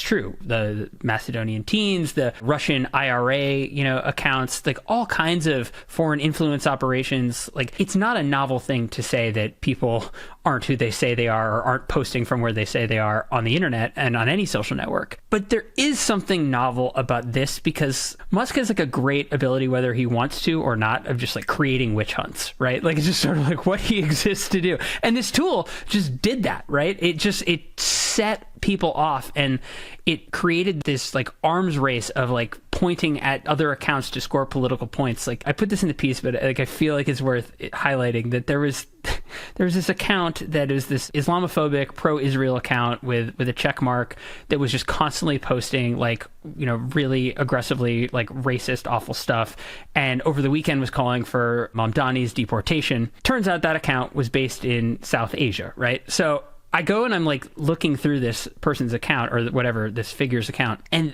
this account, who is not who they say they are, is going and finding other accounts and being you're posting from Pakistan, you're posting from Bangladesh. And so you have these fake people arguing with other people screaming that they're fake. And it's what are we doing here? It just feels like more and more of the web is manipulated and spam. I think that last one, I don't know if that's accurate. The last one was kind of bad. People saying account based in Egypt and they're Palestinian, that would be completely normal. That would be completely normal. Gaza is a border territory of Egypt. What is the Zionist posting? And it's what are we doing here? It just feels like more and more of the web is manipulated and spam. And I'm thinking also of just a recent conversation on tech Twitter that I'm sure you've seen about Andreessen Horowitz funding basically the equivalent of a bot farm. This has been this thing now where ever since Cluely, which was this one viral startup, all the VCs sort of discovered the concept of virality, and they're funding these startups that are very focused on virality and engage in like spam behavior. And I don't know, is this just like the end point of like the incentivization of the internet too, where it's just like this type of behavior is so incentivized that it's almost difficult to eradicate? It really feels like there has been this change, and I think it's definitely tied to generative AI, right? Where the people building these platforms are almost like the perfect versions of these platforms. There aren't actually humans on them, right? Like, what would be better than getting rid of like the pesky humanity of all of these users with their demands and their, you know, abilities to break the terms of service or whatever? Like, what if we can just control all these people? And I think that like that sounds so cynical when you say it, and yet the Andreessen like bot farm thing, that seems like something like the Meta's Vibes app and the Sora 2 app, like those are algorithmic social, quote unquote, social feeds that don't really have any like human made content in them. There seems to be this like pivoting towards the artificial, towards the slop, towards this like it's not necessary to have humans creating this stuff on the internet. And then it doesn't really make sense to me, because I think if you ask these people things, they want human eyeballs, they want human behavior and human like dollars, right? Like, so it's very strange to me. The pivot feels so unbelievably cynical, and yet like it feels like everyone's just playing a ridiculously short game, right? Like, this is not a long-term strategy. Like, you might have a whole bunch of boomers or older on Facebook who don't really know exactly what they're seeing, engaging with slop and rage bait and stuff. That's not like a model for the world. I don't really understand like what the end game is here. It's so weird how like AI driven discussions are just being like integrated everywhere. I mean, not only are there the AI, like you said, the LLM sort of influence accounts and like these bot accounts and stuff, but it's like add ChatGPT to your group chat, you know, or yeah, like Meta being like chat with your AI bestie or replica and all these other kind of things. It just seems like, yeah, there is this push for all of us to be in a bubble, just sort of interacting with an endless array of AI accounts, but then they want to monetize it obviously as humans, because human eyeballs are worth a shit ton more than AI eyeballs. What about like the culture war aspect of it? I mean, what do you think this says about sort of our political system, and how much influence do you think this like massive, it's not really a coordinated influence operation, but just the fact that there's just so much right-wing foreign slop on Twitter seems notable, especially like this was something that was like, we had like literally years of press coverage when there was like a fraction of this happening on Facebook. And I feel like now it's like an entire social media platform and the main social media platform for news. And, you know, there's articles like, wow, that's crazy, damn, you know, but are we going to get like congressional investigations? I don't know. Probably not right now. I don't even know if like Congress is functioning. People are just resigning and stuff. It's very, very hard to know about that. But I do think that a lesson from this is that like our culture wars are very clearly real, right? Our political divides very clearly real. No one would say otherwise. But it seems to be like what this seems to indicate is that they are like potentially massively, or at least very importantly, inflated by all these types of, you know, rage merchants and people posing as American citizens or citizens of any country, like trying to inflame these political tensions to get attention and then, you know, monetize that. And so I think there's like this very interesting question about like what percentage of some of these like viral outrage events, right? Like the American Eagle thing or the Cracker Barrel thing, like what percentage of these ones that aren't like actually driven by something very serious? Like we know that they're really animating political debates, right? Like trans issues, or, you know, there are things where it's very clear that people are outraged on a lot of different sides and like clashing in these spaces. But these very like small and weird ones, it's not necessarily clear. And I think we have to hold some space for the idea that like maybe these are a little bit fake or inflated. I saw this one very real person. I like went and did my research to make sure that they were real. But there was this great comment on X where this person said, quote, "It's fascinating to look through every account I've disagreed with and find out they're all fake." And I mean, that's just the way it goes. That's just the way it goes. That's the other thing. Most right-wing shit is absolutely riddled with bots. And this is not cope. This is absolutely not cope. It is something that I have come to believe. I used to be like Hassan, and I used to look at Asmongold or Tecto to be like, okay, you know, there's some right-wing slop enjoyers out there, and I still know that to be true. But when you actually started looking at the data, up to 50 to 60% of their activity is fake. That's why they don't get subscriptions, because there's not real human beings watching their shit. They are buying bots. to boost their relevance in the algorithm. And YouTube is absolutely riddled with cheap bots. You can buy yourself subscriptions very quickly. It's fucking insane. The bot farms are insane. It's just like staring into the middle distance on this. That just feels to me like game over, you know? It's a really dark situation. I hope that this causes, although I doubt that it will, the media to reflect on this as well. And I wonder if this will inform coverage because, I mean, you and I both cover like online culture. And I feel like so much of online culture coverage or just like viral news coverage is covering this chum, assigning some 22-year-old or probably future getting some AI to just like regurgitate this like online outrage or online debate around Sydney Sweeney, around like some sort of manufactured drama or Cracker Barrel or whatever the sort of the anger of the day is, and then amplifying that in the traditional media and making it seem a lot bigger when, you know, a lot of times when you dig into these fake outrages, especially the Cracker Barrel one, it was like that was not driven primarily by like Cracker Barrel consumers. Absolutely. And I think people always bring up whenever you write about or talk about something that's happening on X and they say, you know, this is such a small platform comparatively. Like, why do we care? Why do we care? And like you and I know, and so many other journalists know, that a lot of influencers, politicians, media members, they sit on Twitter and yes, they're used to, like you just said, to assign stories and stuff. And that, you know, adds to the narrative and fans the flames. But also it's become just so commonplace for political influencers and politicians to cherry pick these accounts, right? And hold them up and just be like, look at the woke left is out of control, or like this person's a flagrant racist, or this person's not parenting their kids right, whatever it is, right? And it's held up as these like ways to score these political points.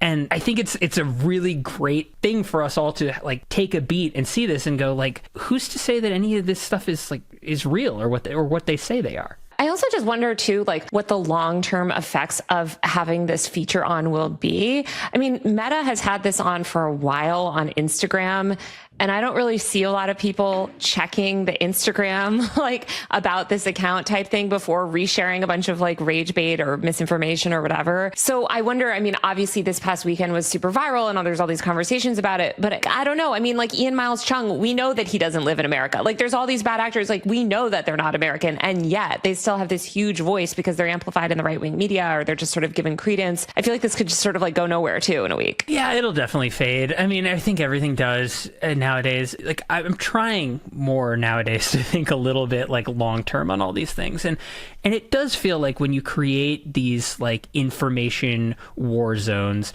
that feel punishing to be on, where everyone is the worst version of themselves all the time, that if you start to then realize on the outside of it that like everyone may be fake or mislabeling themselves, like, or anyone can declare that the other person is fake. Like the thing that I saw that like really was most sort of grim and troubling was that on Sunday, the Israel Foreign Ministry posted a screenshot of an account that was purporting to be a journalist reporting from Gaza. And they posted the account and then a screenshot next to it saying that this account was based in Poland. And they said, quote, "Reporting from Gaza is fake and not reliable. Makes you wonder how many more fake reports have you read?" And then in response, this person purporting to be a journalist, I can't verify that personally, but they were showing videos that looked like they were from Gaza saying, "My 3 kids and my wife were killed. I'm going to stay here until I die. I promise you this isn't true."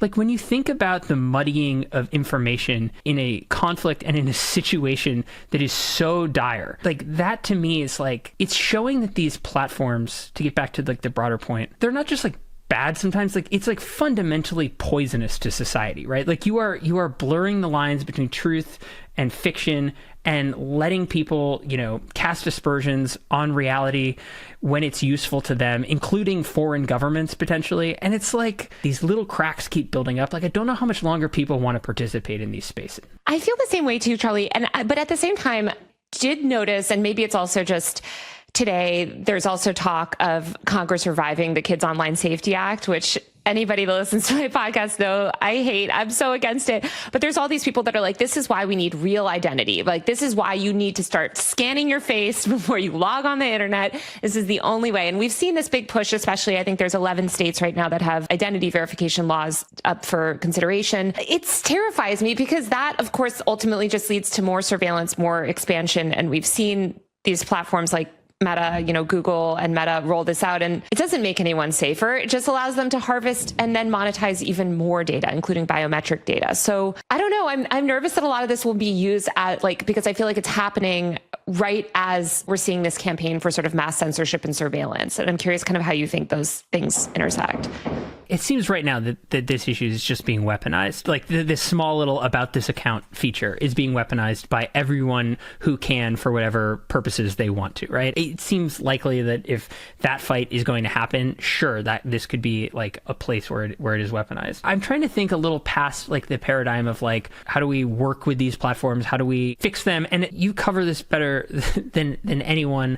Like, I feel like there is this very, very nascent cultural movement towards like, this is bullshit. Like, I'm not against the internet, I'm not against these platforms, but I am against this feeling that everywhere I go, I am constantly manipulated. It's the feeling of, I think it's overwhelming to people, and they're just like, this hyper commercialized, everything's a casino, everything's algorithmic, the new American dream is like hitting a parlay or like getting a meme coin cash out. Like, people, the American dream is to be a scammer. And it has been that way for as long as I've been alive. People don't want to like invent something that legitimately helps humanity and they get paid a fair wage or fair compensation.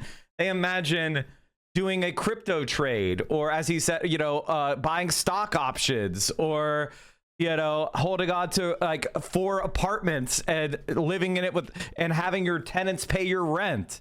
Americans they don't dream about being astronauts or surgeons or anything anymore. They dream about being stockbrokers or marketers or influencers. It's a country of scammers hollowed out by debt. That is our fucking reality. That is what Americans are about. People are associating that with these platforms, and I just don't know how much longer until something starts to like actually crack here. I don't think this is a nascent move. I think that's the vibe for everyone, and I think it's really similar to, honestly, like a lot of the environmental stuff where like I went through this recently. I had to get new pots and pans and stuff, and like it is crazy to me that there's not just like a website where it's like, can I just buy something that's not toxic? Can I know that whatever I buy is not coated in PFAS and gonna kill me or have the wrong whatever? And I feel like that with the internet too, where it's like, can we just get like one app that isn't like this hellscape or whatever? I don't see anything emerging. Like, I think that the social web era is pretty dead in the sense that like everyone feels this way. These platforms have been milked to death. They're not breaking them up, unfortunately. Like, there's nothing to take their place except like Sora. Yeah, the inhuman stuff. Right. But also like this backlash is being so effectively weaponized. Like this sentiment that people feel, which is very real, and they're totally accurate, that like it sucks to be on these platforms and they are manipulating you and they are probably like destroying our political system in ways. But that is being used to manufacture consent for some of the worst, most dangerous internet laws that we've ever seen in our lifetime. And that feels really dark too. And so I just increasingly see these like bans, and it's like, just ban it all. Even in the end of your piece, I think you say like the only rational response to all of this is to log off. And like, it feels that way sometimes because it feels like there's no winning. If you like make the case against... Actually, that is the worst. I'm going to say the thing. Don't log off. Stop coping. Logging off is admitting defeat. The reality is now, like, obviously we all should log off from time to time, but we should be looking for ways to build our own institutions. And then that includes online. I like what they've done in Mexico with Morena, where Claudia Sheinbaum does a daily stream. We need a politician to do that same shit. I think AOC should do a policy stream, maybe not every day, but a few times a week, where she sits down and explains her ideas and does that to an audience. And I bet you more and more people would watch that. Twitter, which is like such an easy case to make, right? It's owner, the political project, the fact that everyone's For You page is just like neo-Nazi stuff, like the snuff films, the whatever. The fact that everyone, is saying they're someone different than they actually are, posting from a different place, that it's like being used to like all that stuff. And then on top of it, the fact of like spending time in this place makes me feel bad. I have this one precious life and I'm like using it, staring into this particular box. Like, I'm not anti-internet. Like, I write about technology because I one time like genuinely like loved it and still love like the promise of it, right? I love new things, cool things. But like, I read a piece recently by, I think it was Jeremiah Johnson, about like Mark Andreessen and sort of like the moral decay of Silicon Valley, right? I think that was the word they used. And this idea of like the bot thing, the cheating apps, this idea like investing in Andreessen Horowitz investing in these things that's like gamifying your payments, right? And like just really bleak stuff. And then a couple like hours after I saw that post, I believe, like that was when Mark Andreessen like posted something at the Pope about AI or whatever. And then all of these people in Silicon Valley were like, dude, like they shamed him for it. And it was this one weird sort of brief moment in this long sort of Silicon Valley reactionary mindset where it was sort of like, people were like, dude, what are you doing, man? Like, this is just like it. I mean, yeah. If somebody could find this video, I'll play it. But yes, Americans are getting dumber, and they're getting loudly dumber. Like Americans, for example, Caleb Hammer posted about how he's scared to go on public transit because of violence. That's completely, he's a fucking pussy. There's really nothing more to say than that. Bro is a fucking pussy. And the reason why when I don't use public transit, it's because the public transit in America sucks. Meaning it doesn't show up often enough. It's late. It doesn't have good access. It's oftentimes slower than driving, significantly slower than driving. That's why I would not use public transit. It's because I value my time and the service sucks. Okay? But if I go to other countries, I don't rent a car because the car is now an inconvenience, because now I have to deal with the car that I'm parking places and oh fuck, like it's not really going to get me from point A to point B faster. So I use public transit like crazy when I'm in Austria. I rarely drive a car when I'm in Austria. I think I've spent total at least over a year at Austria, and I've driven a car 4 times, maybe 5. Most of the time I'm in a car is when a friend or family member picked me up from the airport because it was, you know, late at night or some shit. And I drove somebody to a doctor's appointment because they hurt their ankle. That's literally the driving that I do in Austria. Other than that, by the way, if I just took public transit, it's incredibly convenient to take public transit anywhere in the city in Vienna. I could have done it without a car. It just, I wanted to see the person faster. That's why we got into the car. That's it. Literally. That was the only reason. So we're talking about hundreds and hundreds of trips on public transit in Austria. Meanwhile, when I'm in the US, except when I'm in New York City and some places in Philly, I'm rarely using public transit. It's not because it's because the public transit sucks. BART in San Francisco was built in 1964 and hasn't been touched since. And a lot of people use it. Caleb Hammer said, I want high-speed rail. I want public transit. But when you live in a country where violent criminal is released 72 times, no one will ever be willing to take that transportation, so we will never invest in it. And that's fair. Address antisocial behavior first, then build.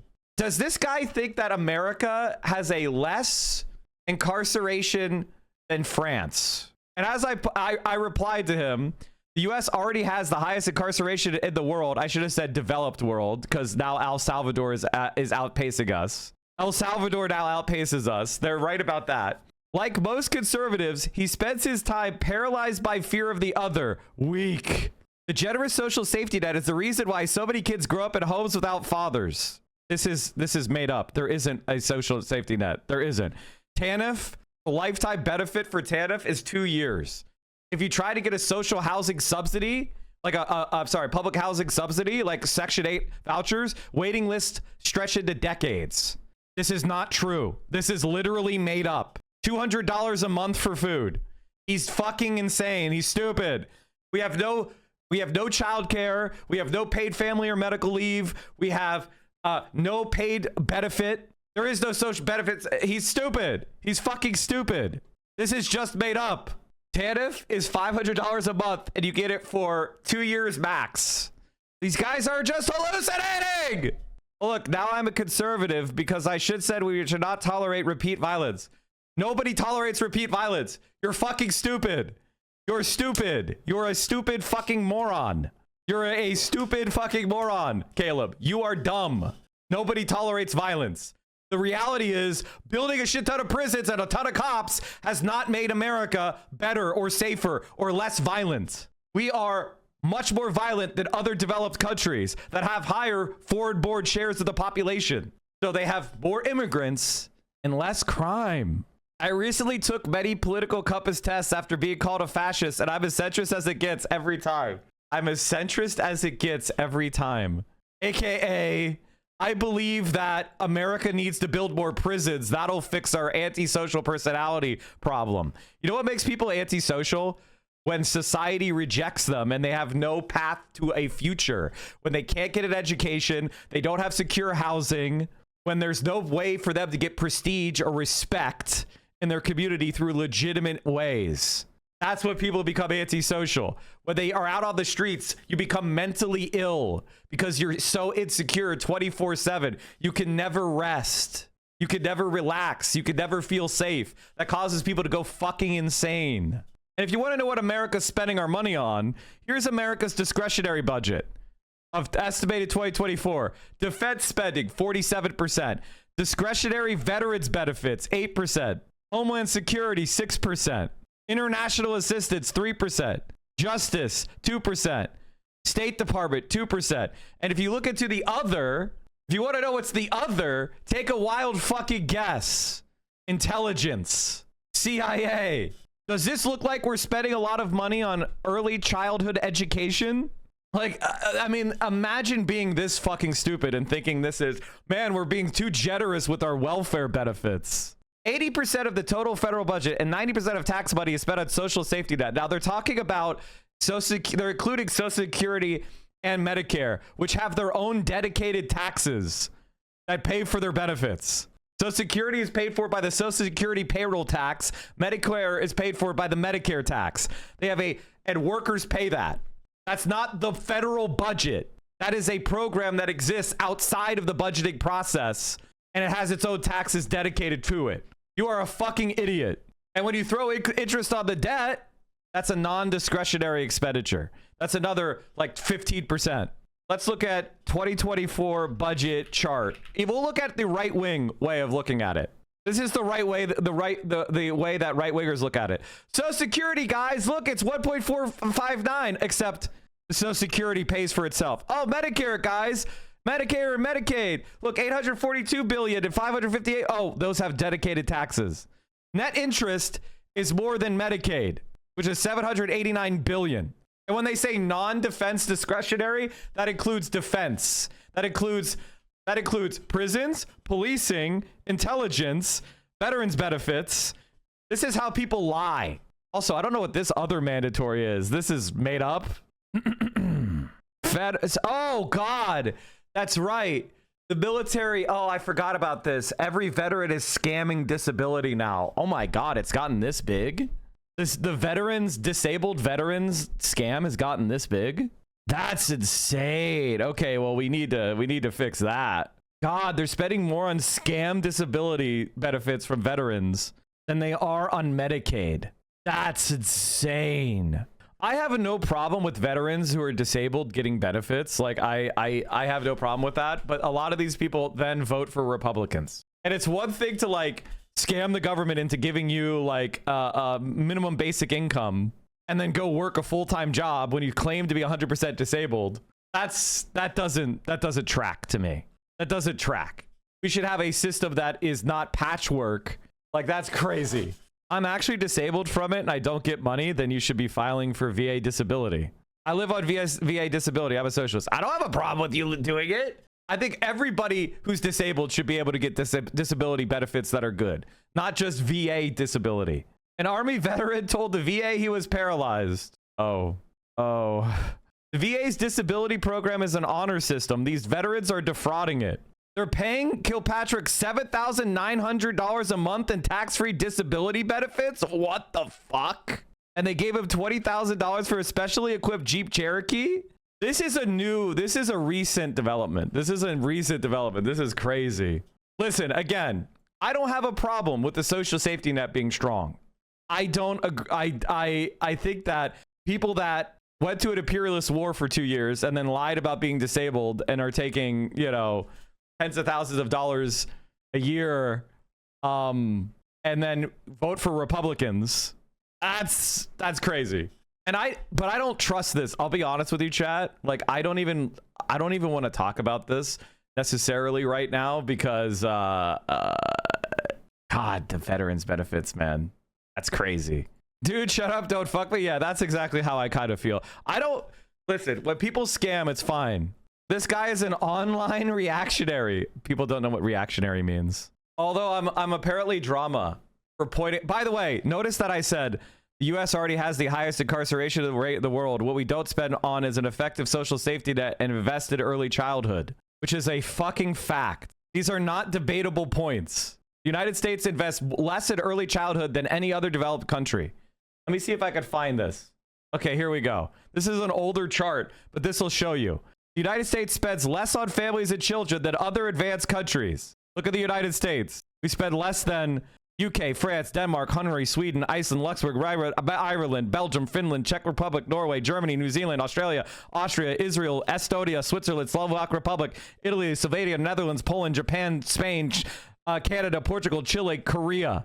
We're slightly above Mexico, but I bet you Mexico passed us because this is a very old chart from before Morena. So I'd bet Mexico, if anybody has a newer chart, I'd really appreciate it. The United States has not developed a whole bunch. Do you see it? Look at this. Percentage of children age 0 to 2 enrolled in formal childcare. The United States is at the bottom. Like, this is not it. And I just wonder if that's like a glimmer of something that may come down the road of like this different turn of like, we are not offering like a positive vision of anything to people. And they're going to tune out at some point, aren't they? Before you get too optimistic. I'm not trying to be. No.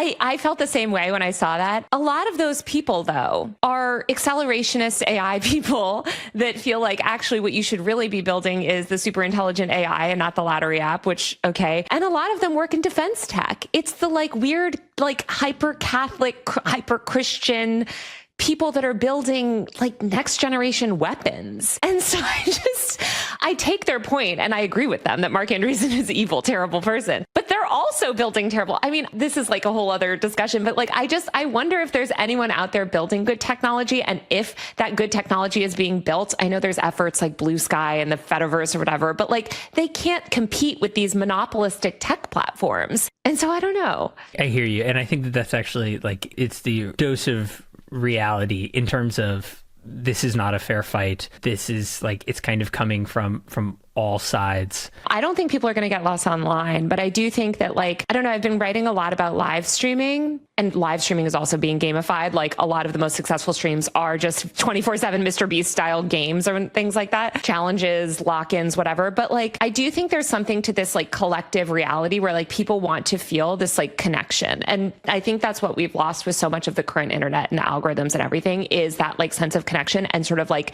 simultaneous like socialization, you know, where you're like really talking to someone or you're really watching someone. I think it's that, and I also think it is something based around this idea of taste, right? Like, I think one of the big problems with like our algorithmic hell, right, is this notion that like you give an algorithm one insight and, you know, it just repeats the same thing back to you. And I think we see this everywhere, right? Like we see this in the media. The media is like, okay, they liked this thing, let's give them this thing forever, you know? And people, I think, are gravitating towards taste and like curation and this idea of like, I have my sense of this thing, I'm going to make something for you or share something for you, and you may not like it. Like there's no audience testing for this, I'm just giving it to you, and people are like, thank God, like this just feels human to me. It's that connection, right? That unexpected, like, I didn't ask for this and I love it, or I didn't ask for this and I hate it, you know, like at least I didn't ask for this.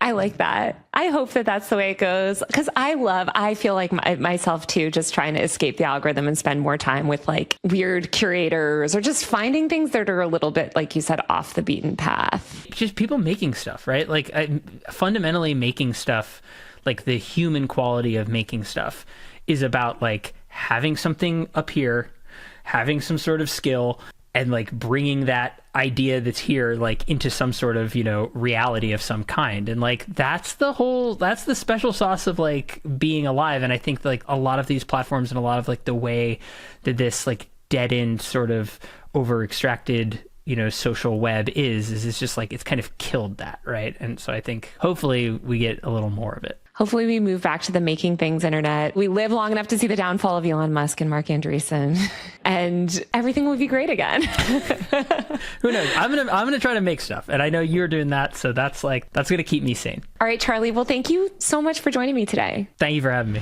All right, that's it for the show. If you like this episode, please support me on Patreon via the link below, or buy a paid subscription to my Substack newsletter, UserMag, at usermag.co. That's usermag.co. Speaking of making things, I produce this podcast entirely by myself, and I have 0 long-term brand partners. So every single dollar of your support helps the show continue and helps keep my reporting alive. I'll be back next week with a brand new episode of Power User. See you then.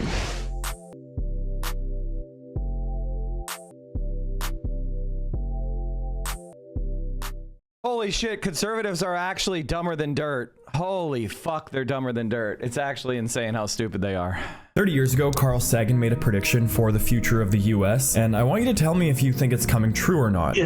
Content creators got to figure out a cable model. I can't give all you motherfuckers $77. Bundle it up. If you are spending 100 hours plus with me a month, you could afford $7. I'm sorry. I'm sorry. Like, that's just reality. That's just reality. Now, if you are unemployed and you're in financial hardship, I understand. And I would never want you to put yourself in financial hardship. But if you're like, oh, I watch you every day, Mike, from my work from home job, give me $7 fucking dollars. Okay. Like, give me a fucking break. You pay $20 to see a 90-minute movie. Do you even stream 100 hours every month? I've streamed 100 hours every month for going on 70 months. I am one of the most reliable streamers that exists. I've streamed 8,728 hours. In fact, I think other than Hassan, I may be the most, like, look at my hours, 105, 112. I had 82 because I got banned for 2 weeks. Or I got, you know, they banned me for a week. Sorry, chat. So that's the only month I got banned for 2 weeks there, still streamed 82 hours. So other than the times I got banned, I'm Mr. Reliable. I am Mr. motherfucking reliable. I know it's 9 a.m. my time because you go live. Well, I mean, I'm trying to be even more reliable with my start time. I occasionally start 5-10 minutes late. I'm not ignoring. My point is there's VA fraud because the military is so bloated large. If it weren't this way, the unions would fuck off and do something else with their factory. Unions are subordinate to the whole chain. Report holds water when pointed out by focus of individual fraud. Here's the thing about veteran fraud. The reason why it is so effective is because the government encourages it, basically. So of course people are going to do it. And that is replaces actually universal programs that could raise everybody's standard of living. And the fact that that program is so full of fraud discourages the other, and it's also incredibly generous, far more generous than any other disability program. Regular disability is like, you know, you're getting $800 a month. They're giving you $7,000 a month. That's insane. There are currently congressional Republicans floating going after disability benefits. Yes, I'm against that. I feel like all disability programs should be folded into one program, and that program should be raising the SSDI benefits up. Okay, let's move on. We're having a I'm an annoyed as fuck stream. Everything is just dumb as fuck. All right, chat. Now it's time for me to talk about Zohran Mamdani on the Majority Report. So I can finally, I'm already annoyed. So this is going to be an amazing evaluation of this. When I was separated from the Marines, the VA rep told us to claim everything to ensure future coverage by the VA when my knees inevitably need surgery or whatever. I got 100% permanent total. The money has been life-changing. Yeah, that's nice. You've managed to get what amounts to a trust fund from Uncle Sam. You're living the trust fund life. That's what it's like to be rich. You get free money every month paid for by the rest of society. Most people don't get that. And I'm not begrudging you that ability to have that security. I want everybody to have that security. And on the Majority Report, want to welcome back to the program the now Mayor-elect Zohran Mamdani. Mr. Mayor-elect, thanks for joining us. Very welcome. They tried very hard, the internet gods, to keep us off. They couldn't. We have successfully, and that is, I know. Let the people know we're calling in live. Yes. We should say that you're in the middle of your transition team. I know you guys are raising money for that because apparently there's no city money for that. And it's showing in the context of the internet. And so hopefully we can get folks to come and contribute to that effort. But we don't have you for very much, so I want to jump right into it. There's obviously a little bit of controversy since you've been over the past week or so. You went to go visit Donald Trump. He's the president of the United States. And there's also been, talk about you were asked about supporting Hakeem Jeffries this weekend. I'm really curious as to it seems to me you have two constituencies. You have the citizens of New York City who elected you on 4 major material platforms. And then you also have movement people and who are looking for you to bring a politics that's associated with the DSA and progressive left of the Democratic Party. And, there's people who are in both parts of that Venn diagram. I think we are probably. How do you serve both those things? Or do you feel that there have to be concessions made on one side or another or both? I mean, how do you, what trumps, forgive the pun? I think what gives me hope, frankly, is that I don't actually see these as two distinct constituencies innately of themselves. I think at the heart of both New Yorkers at large and of the movement that I'm so proud to be a part of is a concern for the material. What does any decision actually mean for working people's ability to live a dignified life? And that, to me, has to be the framework through which I approach any decision or conversation. And there's been a lot of questions I've been asked of who won in the conversation you had with President Trump, and it is all geared towards a sense that it has to be one politician or the other politician. And what I've said is, in fact, that it was New Yorkers who won, because it's New Yorkers that we actually spoke about. And I actually told the president directly that, we launched our campaign on October 23rd of last year, but there were far more people who actually heard about us after the president won election, where we went and interviewed New Yorkers in the hearts of the neighborhoods that swung towards in New York City, right? Fordham Road in the Bronx, Hillside Avenue in Queens. And I spoke to the president how it was cost of living that brought those New Yorkers to his campaign and cheaper groceries, and how we sought to build a campaign looking to answer the question of how do we bring those voters back into a Democratic primary and back into the politics of our city. And we did so by listening to their concerns and looking to build a platform that spoke directly to them as opposed to have to be translated to them. And even in the conversation around, the question of primary challenges, and much of this I would say is typically private within DSA, but everything I've said has been reported publicly, so I might as well just speak about it to you directly. I went to the endorsement forum that was considering whether or not to endorse C in that primary challenge, and what I said there is that this is not a question of the ballot box of who you would rather vote for. This is a question of how you want to spend the next year. Do you want to spend the next year fulfilling the agenda at the heart of this movement, or do you want to spend it defending the caricatures of that movement? And the decision that I made, and the one that I shared with other members that night as they were considering how to participate in that democratic process, is to maximize every chance we have to fulfill the promises we made door after door, call after call, with many New Yorkers who had otherwise lost faith in politics years ago, so that we can tell them that success isn't just measured in the election we've already had, but also in our fulfillment of the agenda at the heart of that election. Well, and yes. I think that this... Oh, sorry. Go on. I don't know. And I was just going to say that I don't ever presume that everyone will come to the same conclusion as me. I don't think that dissent or critique is something that I'm above in... All right, hold on. Let me back this up, chat. I could understand what he was saying.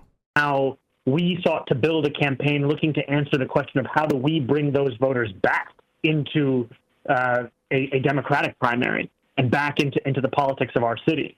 And we did so by listening to their concerns and looking to build a platform that spoke directly to them as opposed to have to be translated to them. And even in the conversation around, the question of primary challenges, and much of this I would say is typically private within DSA, but everything I've said has been reported publicly, so I might as well just speak about it to you directly. I went to the endorsement forum that was considering whether or not to endorse C in that primary challenge, and what I said there is that this is not a question of the ballot box of who you would rather vote for. This is a question of how you want to spend the next year. Do you want to spend the next year fulfilling the agenda at the heart of this movement, or do you want to spend it defending the caricatures of that movement? And the decision that I made, and the one that I shared with other members that night as they were considering how to participate in that democratic process, is to maximize every chance we have to fulfill the promises we made door after door, call after call, with many New Yorkers who had otherwise lost faith in politics years ago, so that we can tell them that success isn't just measured. So basically, this is a mass politics strategy. This is a strategy of saying, we're going to talk to the masses, and then we're going to respond to what they say, and then try to deliver on those promises. Either you agree with that as a political strategy or you don't. If you don't agree with that, I would like you to explain to me why. Like, this is very simple shit. You go out, you talk to everyday people, you say, what are your problems? You develop a platform that addresses those problems from a left-wing perspective. You make promises, you win power, and you try to accomplish those goals. Why is that a bad strategy? In the election we've already had, but also in our fulfillment of the agenda at the heart of that election. Well, and yes. I think that this... Oh, sorry. Go on. I don't know. And I was just going to say that I don't ever presume that everyone will come to the same conclusion as me. I don't think that dissent or critique is something that I'm above in sharing these decisions, but they do come from this as my framework, and I think it's honestly helpful to be able to share it with people. No, I appreciate that, and I'm just eager to ask you these things because we have you for such a limited time. Really, is one is it your kind of belief basically that delivering on your agenda in terms of the macro constituency that Sam was just speaking about is the best way to kind of show how the movement can expand and have more politicians like yourself across the country run in that way? And I would imagine that was motivating you and what you said to DSA. And two, does that mean that you're ruling out supporting primary challenges broadly throughout the city? No, that I've made no sweeping decision on something at like a larger level as that. And to your first question, I think often about what Bernie said at our rally, which was that what our opponents in the campaign feared the most was the power of example. And that example is not of just winning the election. That's the example of delivering a rent freeze, of fast and free buses, of universal childcare. Because those are things you can hold on to. Those are things that you can actually feel and see in your life. And so much of politics is this game of translation where a politician says something and then you have to jump through 10 hoops to understand how it relates to you, or if you're eligible, or if you hit the threshold. And these are not things that require that kind of a translation. These are things that are direct to our lives. And I think that it's, I remember when I was running for assembly, a friend of mine, Karen McCurdy, who's an incredible photographer who works on our campaign, I gave her the palm card that we had just designed with Anish, who actually created the logo for this mayoral campaign. And I thought it was the best palm card we'd ever made. And she looked at it and she said, what do these words mean? And we were just using a language that speaks only to a very specific set of people. And I think it just comes back to that you need to speak directly to people, you need to speak about policies that are also direct to their lives, and it all needs to be without translation. And so to me, once we succeed in the fulfillment of any part of this agenda, it becomes an example of why New Yorkers made the right decision to believe that politics could be more than this, as opposed to that they were wrong to have hope again. Okay, so a couple of things I want to say. I agree that actually fulfilling as many of the promises that you made as possible is incredibly important to go forward and to concretely demonstrate credibility for the long term for the left. I think right now, the number one thing that we lack right now in American politics that is going to break through conservatism and centrism is credibility that when we say we're going to do X, Y, and Z thing, it's actually going to happen. that it's possible and that we could afford it. Most Americans believe that we're broke, the government can't do anything right, and I wish I was able to have these problems solved, but I just don't believe it's possible. Maybe not most, but many Americans, a significant plurality of Americans, think somewhat like that. This kind of lazy, stupid cynicism, no interest in comparative politics, no interest in reality. And I do think that we need to develop ethos with the American people. And the reason why Bernie Sanders won senator in Vermont is because he was a good mayor of Burlington. People in Burlington, which is the largest city in Vermont, had him as a mayor, and he was a very effective leader. And so people were like, we could trust Bernie. He delivers. The city got better under his mayoralty. I felt more engaged. I saw the effects of his programs, and they worked. He keeps his promises. He's effective. Bernie Sanders, that was his strategy. The so-called sewer socialist strategy. Develop a redistributive municipal program, deliver on it, and demonstrate to people that it's the real deal. There's a reason Paul Wellstone was from Wisconsin, chat. It's because of the sewer socialists of Milwaukee. Left-wing policy begat more left-wing politicians. And that is the reality. Like you have to deliver at the local area. Oh, sorry. Minnesota is Minnesota. Minnesota is also, sorry, you're right, chat. You're right. I meant Victor Berger. Sorry, Victor Berger. I'm sorry, chat. I misspoke. Sorry, you're right. Wellstone was from Minnesota. You're right. They're touching. It's the same thing. It's all white Scandies up there, okay? It's the same shit. Anyway, you're right. Victor Berger was from, socialists beget socialists because you see that policy, okay? Anyway, what was I saying? So I agree with that. I think we need ethos. I think a lot of people who are socialists don't even really care about government policy, or they're not as interested in it, which is kind of interesting to me because I'm the complete opposite. I care about government policies. I don't want to put too much pressure on you, but I am quite convinced that your success in achieving these, the four main planks that of affordability that you ran on, I think are really fundamental to the future of the movement. And so, that's why my interest in where you feel like you have to make those decisions that are focused on delivering that material thing. About 6 months after you won the primary, we were talking that you have a limited window of peak leverage, not just because you're coming off of the win, but also because Albany is tied up in the governor's race, and the present governor has a candidate running to her left in some fashion, and that it might provide you with more leverage. I'm curious, and it ties into this fact that, like, it's nuts to me that there isn't transition funds, because it's nuts to me too, brother. I would imagine. I mean, this isn't, with all due respect to my hometown, you're not becoming mayor of Worcester, Massachusetts. This is a big city. And your need for transition to be running on day one, because what do you see as like your window of peak leverage to get what you need for the city? I think New Yorkers are rightfully an impatient people, and I think what New Yorkers need to see is an urgency in how our administration is treating this work, and it actually all comes back to the transition. We want this transition to be a time where we can do the work of preparation, so that January 1st is not the day where I'm asking myself, I wonder who's going to be my first deputy mayor, right, or I wonder who's going to be running my OMB, or I wish I had staff so that we could have done the vetting of the 70,000 applicants from our portal.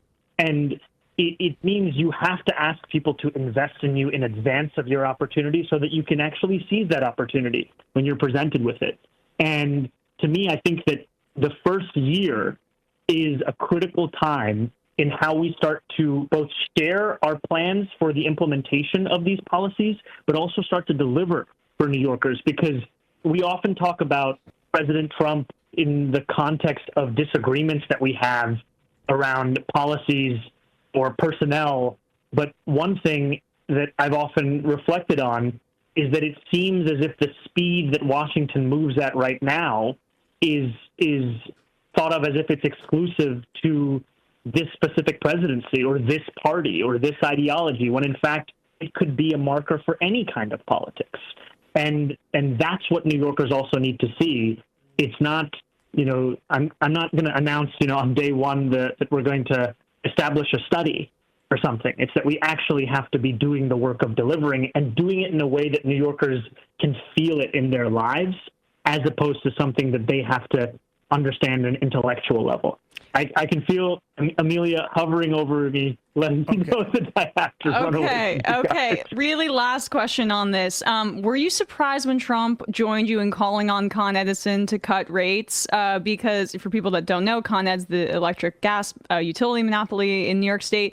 Do you feel that there are avenues to work with him on lowering Con Ed prices? Because my bill, everyone's bill in this office has been insane recently.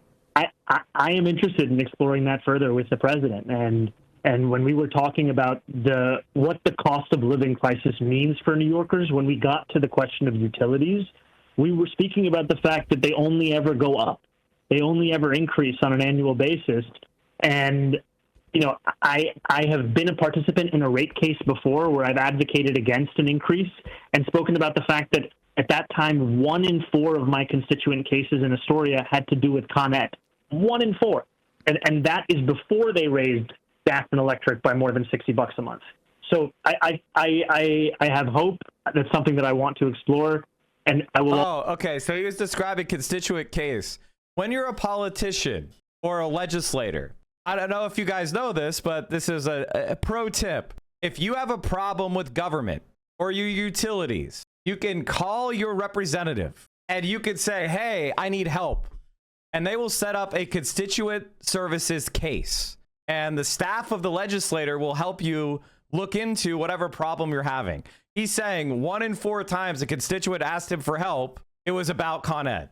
Always look to explore anything, frankly, that can address the cost of living crisis, and utilities are a big part of it. All right, Thank last you guys so much. quick one. Okay. I got a 12-year-old son. Where are you on snow days? He wants me to ask.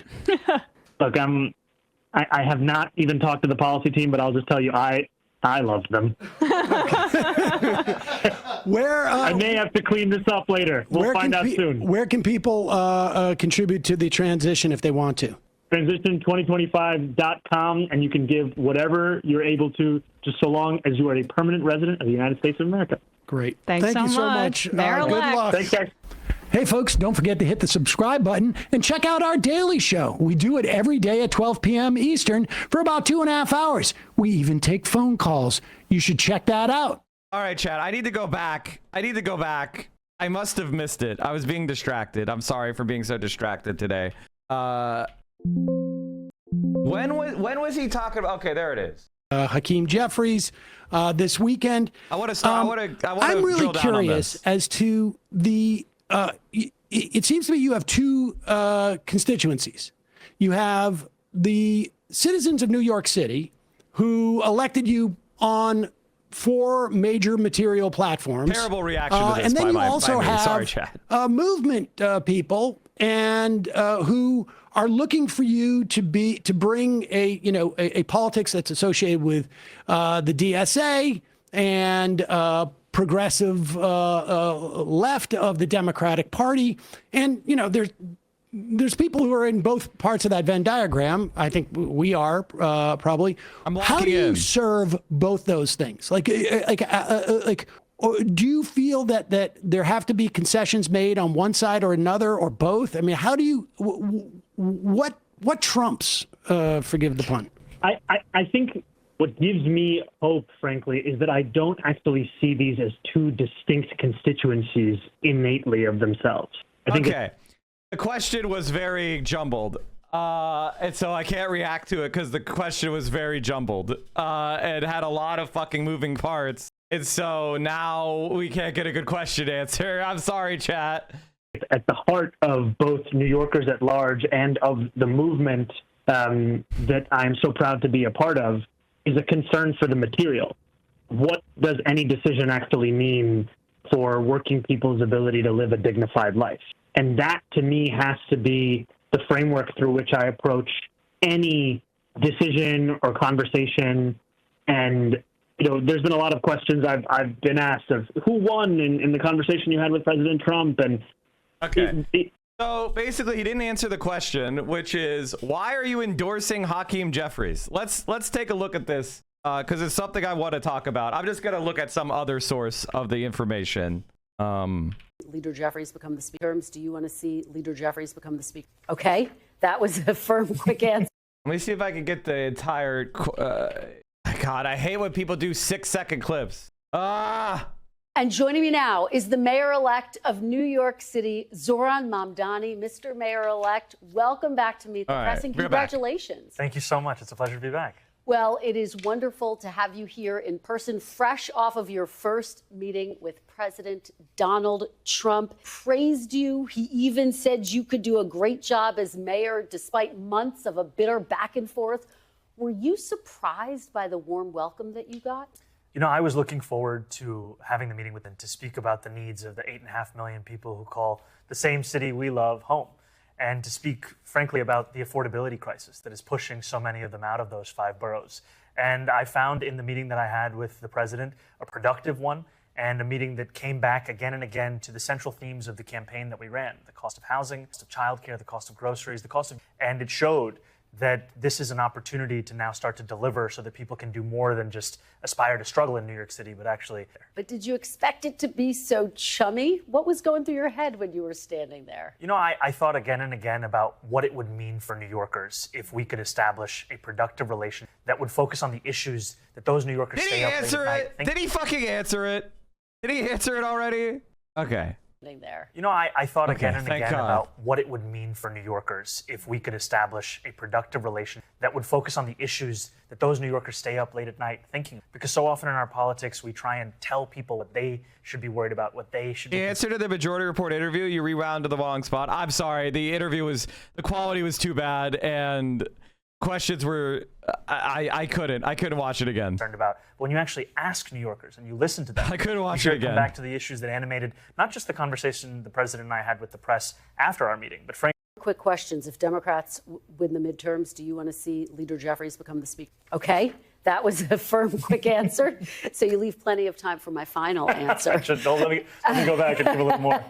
Look, former President Obama called you after your victory, and he offered to be a sounding board for you as you take on this role, Mayor of New York. What advice did he give you how to lead effectively? You know, one thing I really appreciated about the conversations I've had have been the importance of what it looks like, not only to inspire hope, but to sustain it.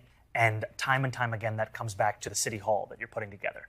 And even right now, we have about 40-odd days of a transition. Transitions are typically we want it to be a time of substance, a time of purpose. And so we ensured that the first day after the election, we announced our 4 incredible co-chairs of our transition, our executive director. And then the week after that, the first deputy mayor, the chief of staff, moving much faster than typical because we want January 1st to be a day where we start to prepare. And I appreciate President Obama's emphasis of what it looks like to prepare in advance. All right, so I listened to all that to have the full context. I find it really interesting that she didn't follow up on the Jeffries statement. Thank you, Open Presents, for the 25 gifty. I appreciate you.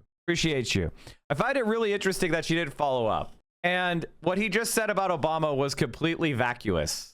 And his transition was vacuous and didn't include much value. And this is one of the reasons why talking about politics gets fucking boring, is that was very non-substantive, and the Meet the Press conversation, like, this is literally brain dead. Nothing he said communicated any information. And I don't know about you, chat, but I'm not a fan of empty conversations that don't communicate. It's like the political equivalent of small talk. What did Obama say to you? He said you should be working to deliver things. Wow. Thank you for the insight. Now, what is actually happening here? Let's go one level deeper than what was said, because what was said was fucking meaningless. So what are they trying to signal? What Zohran Mamdani is trying to signal is, normie Democrats, Obama like me. Normie Democrat, you like Obama, Obama like me, therefore you can like me. I safe. I not dangerous. I not lose to Republicans by being too radical. That's what he's trying to communicate. You are a boomer who watches Meet the Press and is a Democrat. I am a left-winger Democratic socialist, but don't worry, Obama like me. You like Obama too, right? Therefore, safe to like me. That's what is being communicated. That's the grug level shit. And I think one of the things that bothers me about leftists in general is they underappreciate the importance of that. They underappreciate the importance of normies liking you. You know, in fact, leftists get mad when you say that that is a reality of politics, that there is a certain level of popularity that is necessary. A person, whether or not a person wants to have a beer with you. And one of the things that Zohran has been so effective at is being a guy you want to have a beer with, being likable and being considered acceptable, not by the Democratic Party establishment. I don't believe that Zohran has any illusions about the Democratic Party establishment. I don't think Zohran has any illusions that they're going to sabotage him. At least I hope he doesn't.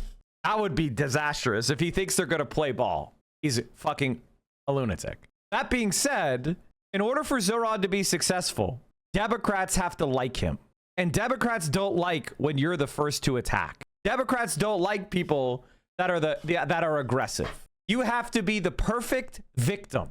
And then, and only then, will your responses be considered acceptable? Now, when people talk about dark woke, what they're really talking about is not being racist, not being sexist. It's being aggressive. It's being kind of an asshole to Republicans. That's what people are begging for. That's what people want. And I think with Zohran in particular, as a Muslim guy, as an immigrant, he cannot be seen in his mind. He doesn't want to be seen as the angry, aggressive guy. However, why I like him is when he was put into his situations where he was attacked first, he was ruthless in his responses. That's why I like him. If he was a fucking plays patty cake all the time guy, I wouldn't like him. So that is the kind of reality, which is he's realizing that we're not going to be able to discredit Obama. If you're a politician in America and you want to be on the left, I'm sorry, a lot of people like Obama.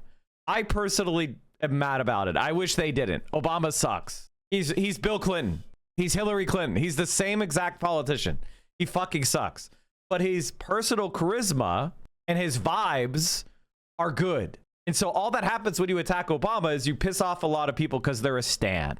So that's my perspective. Now, would you want Hakeem Jeffries to be speaker? The reality is that Hakeem Jeffries has the support of the majority of the House caucus to be Speaker of the House. There is no serious alternative to Hakeem Jeffries in Congress. No politician has emerged to challenge Hakeem Jeffries. That is the reality. Best case scenario is Hakeem Jeffries will be the majority leader, or the Speaker of the House, excuse me. That is our best case electoral political scenario for next year, barring some sort of black swan event that completely changes politics in America, like a fucking nuclear blast or an asteroid destroys fucking Dallas or something. Okay? That is the reality. Now, do I like that reality? No. I hate this reality. And part of being good at politics is learning to acknowledge reality and actually know what's happening. And me acknowledging that does not mean I like it or I endorse it. In fact, I despise it, and I'm trying to figure out ways to make that not true. Zohran, Hakeem Jeffries is from New York. Hakeem Jeffries is a difficult person to beat. Defeating Hakeem Jeffries would take the national left's entire focus and probably would still not succeed. That is a fair analysis of reality, because although Hakeem Jeffries is kind of a dud, he doesn't have scandals other than things that we think are scandals, like supporting Israel. They're not scandals that are so far outside the mainstream of American political discourse, which is a fucking bummer. I wish it were true. I'm trying to make it true that if you support Israel, that's a scandal. But he's not like Cuomo, who's a fucking sexual harasser or who killed everyone's grandmother. And even if you unseated Jeffries, it doesn't mean the left is going to have the Speaker of the House. That's the problem we have. So what should we be doing? And basically, Hakeem Jeffries endorsed Zohran before the election. It was tepid, it was weak, it was irrelevant, and it was late. But that was a sign Hakeem Jeffries may be more subtle in his attempts to destroy Zohran instead of explicit. I think this is a tactical mistake. I think it's a tactical mistake. I'm not saying that I think it would have been a good idea for Zohran to publicly come out and endorse Jeffries being primaried and spend all his time, you know, campaigning against Jeffries. But I think a strong left-wing DSA challenge of Jeffries would have been a good idea. AOC and Zohran could have remained neutral, and I think that would have been a smart move. That being said, I'm not in New York. The New York DSA feels like they want to focus on other congressional races and other legislative races. That's their prerogative. All right? I'm not going to second guess that. I'm going to push that ball along. I'm going to try to help them. I'm not going to hyper fixate on something that I think is a tactical mistake. Things that concern me about it. One, Jeffries hates you, man. He sees you as a threat. He's in the pockets of Wall Street. Even if you try to capitulate to him, even if you try to give him the benefit of the doubt, he's going to work overtime to destroy you. And there's a new piece of data that should have you concerned. There's a new event that just took place this morning. Where is it? Oh, here it is. A moderate from Manhattan claims enough support to lead city council. Julia Menon, a councilwoman from the Upper East Side, was seen by some supporters as a necessary check on Mayor-elect Zohran Mamdani, a Democratic socialist with an ambitious policy agenda. This is about as bad as it gets. She is a Zionist Cuomo supporter. So he's going to be at war with the city council. I'm trying to bring up some of the stuff that you guys should be concerned about. And things are not loading. Let me see if I can get exactly a good quote on Gaza. Here's what she posts back in January of this year. She went to Israel to go to a kibbutz from October 7th. Here she is in Israel last month. 2 years later, October 7th remains a dark day for all of us. 1,200 innocent civilians were murdered by Hamas terrorists. And so much death and destruction has followed. And now our commitment remains the same. We must secure the release of the hostages, reuniting them with their loved ones after they were horrifically torn apart. We must ensure humanitarian aid reaches the region. And we must remain cautiously hopeful that everlasting peace between Israelis and Palestinians through a ceasefire is finally possible. Anti-Semitic and anti-Muslim hate speech surges across the internet. The New York Times.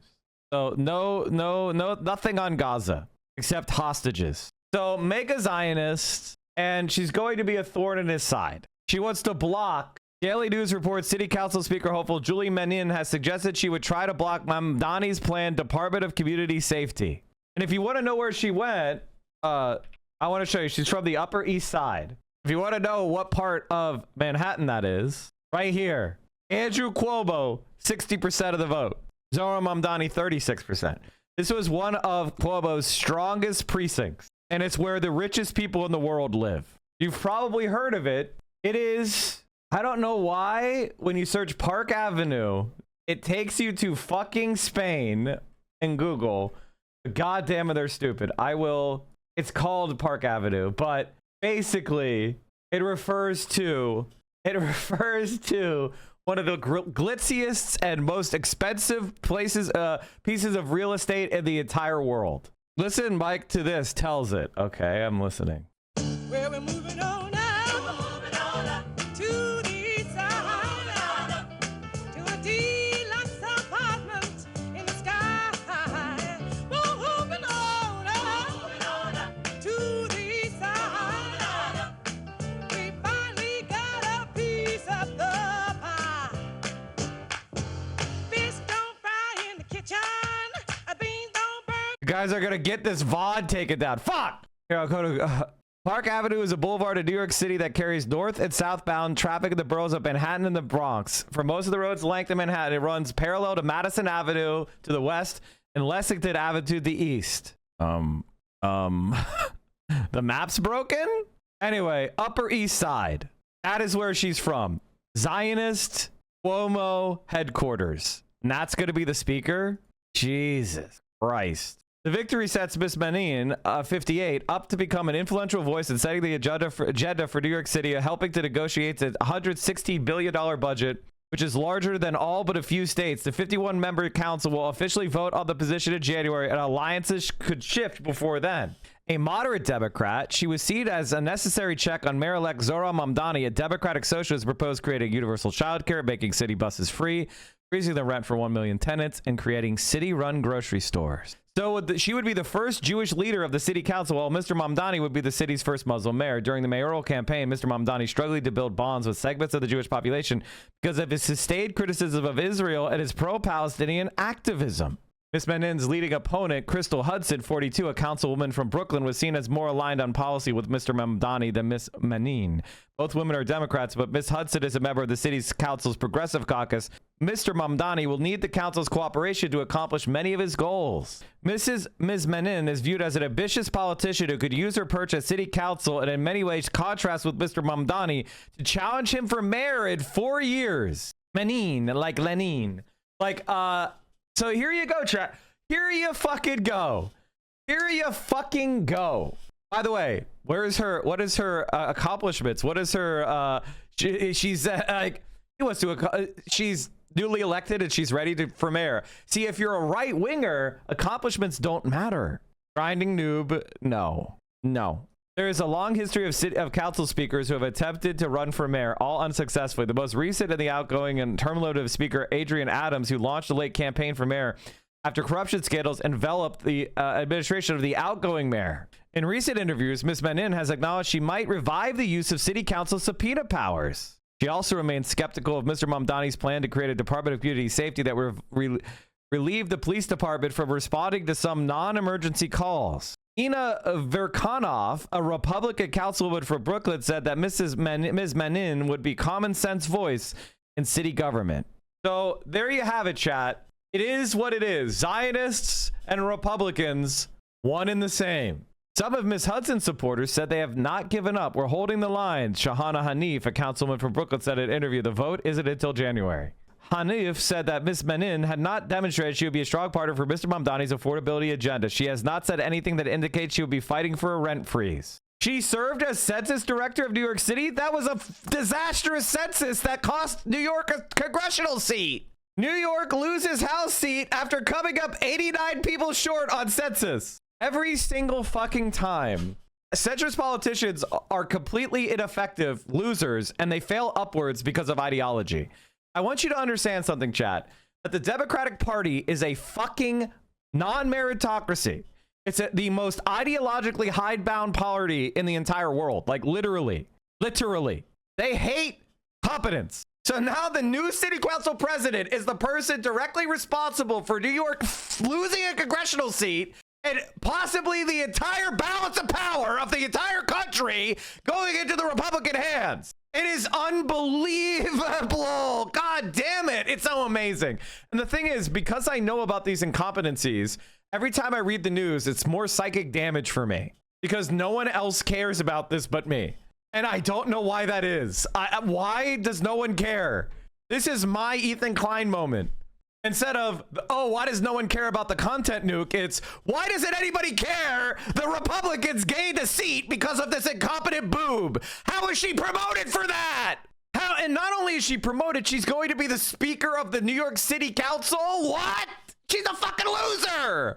New York's congressional delegation will shrink by 1 seat in the 2022 election, the census announced Monday, but the state came excruciatingly close to stopping an 8-decade streak of declining representation in Washington. It was 89 residents short, to be precise. It meant if New York had counted 89 more people last year than the 20,751 who were tallied, it would have held on to as a House seat. Instead, it went to Minnesota, which came close to losing a seat. This was the narrowest margin by which a state lost a seat in the modern era. And it means New York's congressional delegation will continue a steady decline in size that began in the 40s when the state boasted 45 members of the House. Now it will have only 26. The tight margin led to some immediate recrimination about New York had prepared for the count, which took place as the coronavirus surged in the state. Some progressive lawmakers and officials in New York City cast particular blame on Andrew Cuomo. The state was simply MIA, says Julie Menin, who served as census director for New York City. The governor of the state simply did not want to prioritize the census. By the way, who did she endorse for mayor? Who did you endorse for mayor? Did she endorse Cuomo? Or did she keep silent? Nobody fucking care. Okay, she didn't endorse. Julie Menin said she didn't endorse for mayor in large part because the city council is an independent co-equal branch of government and she's running for speaker. Crystal Hudson shades her later, saying leadership is making the decision and then owning that decision. God, so odd, man. This shit is so fucking it's so fucking frustrating to see this shit coming and just know it's gonna happen and be like, how do 50,000 people vote for Andrew fucking Cuomo? God, these rich evil fuckers, man. Christ, you do not hate the rich enough. You do not hate the rich enough. All right, what else did I want to talk about today? Consider ourselves as the authors of new justice. We have to see ourselves as the authors of a new justice. And wherever we find injustice and tyranny, we must stamp it. We must kill it. Frederick Douglass said the world belongs to the youth. Our job is to seize that and to make the world more humane. That has to be the role of any revolutionary or any person who considers himself revolutionary. What really transformed you into the person who grabbed national headlines and with some of the clips that we heard that we ran at the beginning of the program moved you to that position? I think we're always products of our time. And as to the coming together of certain events and ability more than anything else, I guess would contribute to any person being recognized. I say violence is necessary. Violence is a part of America's culture. It is as American as cherry pie.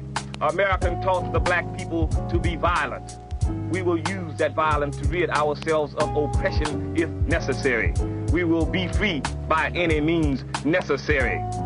There has been no successful example of democracy as it's taught in this country. I'm not even talking about as it's practiced. I'm talking about as it's taught in this country. How about the Constitution? Looks good on paper. I think, the Constitution has a lot of valid ideas and thoughts. But you see that the contradictions that exist in this country are created out of the 13th, 14th, and 15th Amendment. I mean, otherwise, Constitution is nothing but white people's paper. When black people begin to rebel, and you call it riots, we understand that those are not riots, those are rebellions. People are rebelling because of conditions and not because of individuals. No individual creates a rebellion. It's created out of the conditions. Tell them to shoot at Lady Bird. I say if they give me a gun and tell me to shoot my enemy, I might shoot you. 400 years she taught you white nationalism and you lapped it up. You taught it to your children. You had your children thinking that everything black was bad. Black cows don't give good milk. Black hens don't lay eggs. Black for funerals, white for weddings. That's white nationalism. Santa Claus. A white honky who slides down a black chimney and comes out white.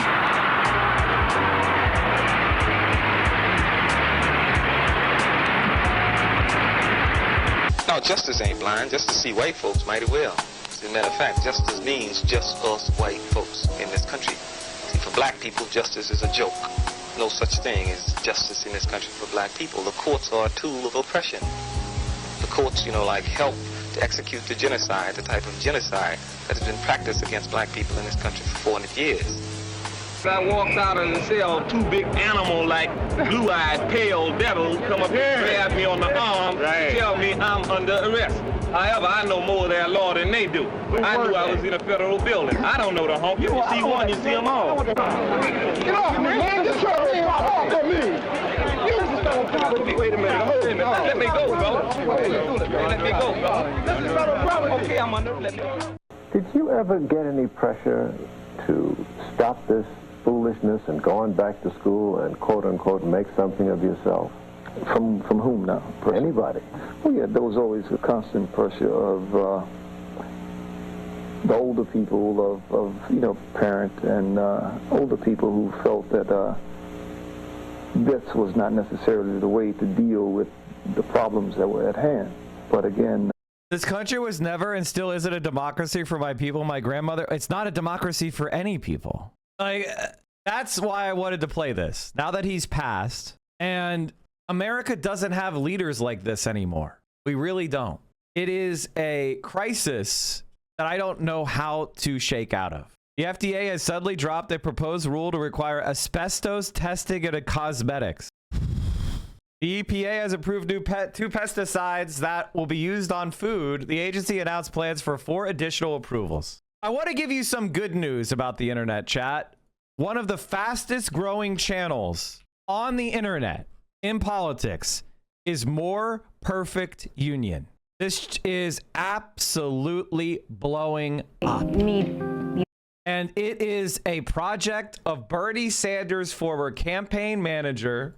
We have been supporting them since day one, and they are blowing the fuck up with an economic populist union-led message. One of the reasons why I like President Trump is because he uproots everything and changes the dynamics. But when it comes to healthcare, it seems to be a very complicated system. A good portion of Hispanics, we all voted for Trump, so it's kind of like a betrayal in a way. Nearly 5 million people who live in Florida get their health care through the marketplace or Obamacare plans for coverage, more than any other state. But the cost of these plans are set to skyrocket in 2026 as federal subsidies that made them more affordable will expire. Are you guys on the Affordable Care Act, marketplace health care? Have you checked whether your premiums are going up next year? It's open enrollment period? I think they are. I think they're going to triple or quadruple, something like that. 29, el seguro se me puede incrementar a $380, $400. It's going to be $684, and that's going to be a $7,500 deductible. If it goes up that much, we're going to have to cancel. Can't afford it. No way. Entonces uno dice, ¿cómo pagas tú un seguro tan alto, verdad? Con unos sueldos tan bajos que uno tiene aquí.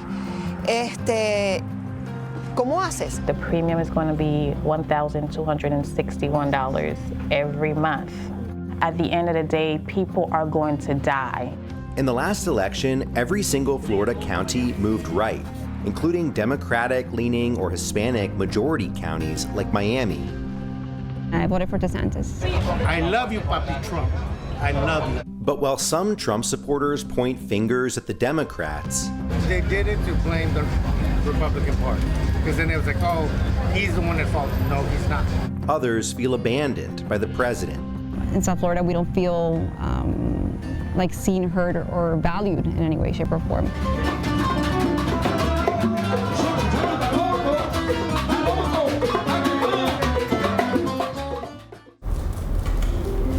Catalina, who goes by Kat, is a freelance community mental health consultant. She gets her health insurance through the Affordable Care Act. Health insurance, it's something that you don't think about when you're younger because you're just healthy, right? You can just kind of like bounce back. Kat didn't give much thought to health insurance until a sudden medical emergency changed everything. First, I had really bad lower back pain. They told me that I had issues with my kidneys. It was a total of 3 weeks of being hospitalized. I guess while I was in the hospital, my hands started swelling. After her kidney issues began in 2022, Kat's health made full-time work nearly impossible. I did end up having to get on the marketplace in 2023 because the kidney issues and also with my ADHD. I take the highest level of Vyvanse, 70 milligrams. I need to take it so I can get out of bed, basically.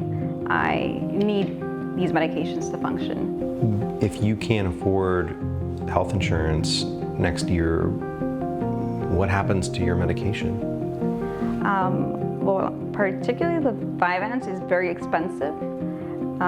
Without health insurance, it's $300 to $400. The ACA subsidies were part of a COVID-era stimulus package that was aimed at easing financial burdens caused by the pandemic. They've saved enrollees an average of about $1,200 a year on their health insurance premiums, but they're set to expire at the end of 2025.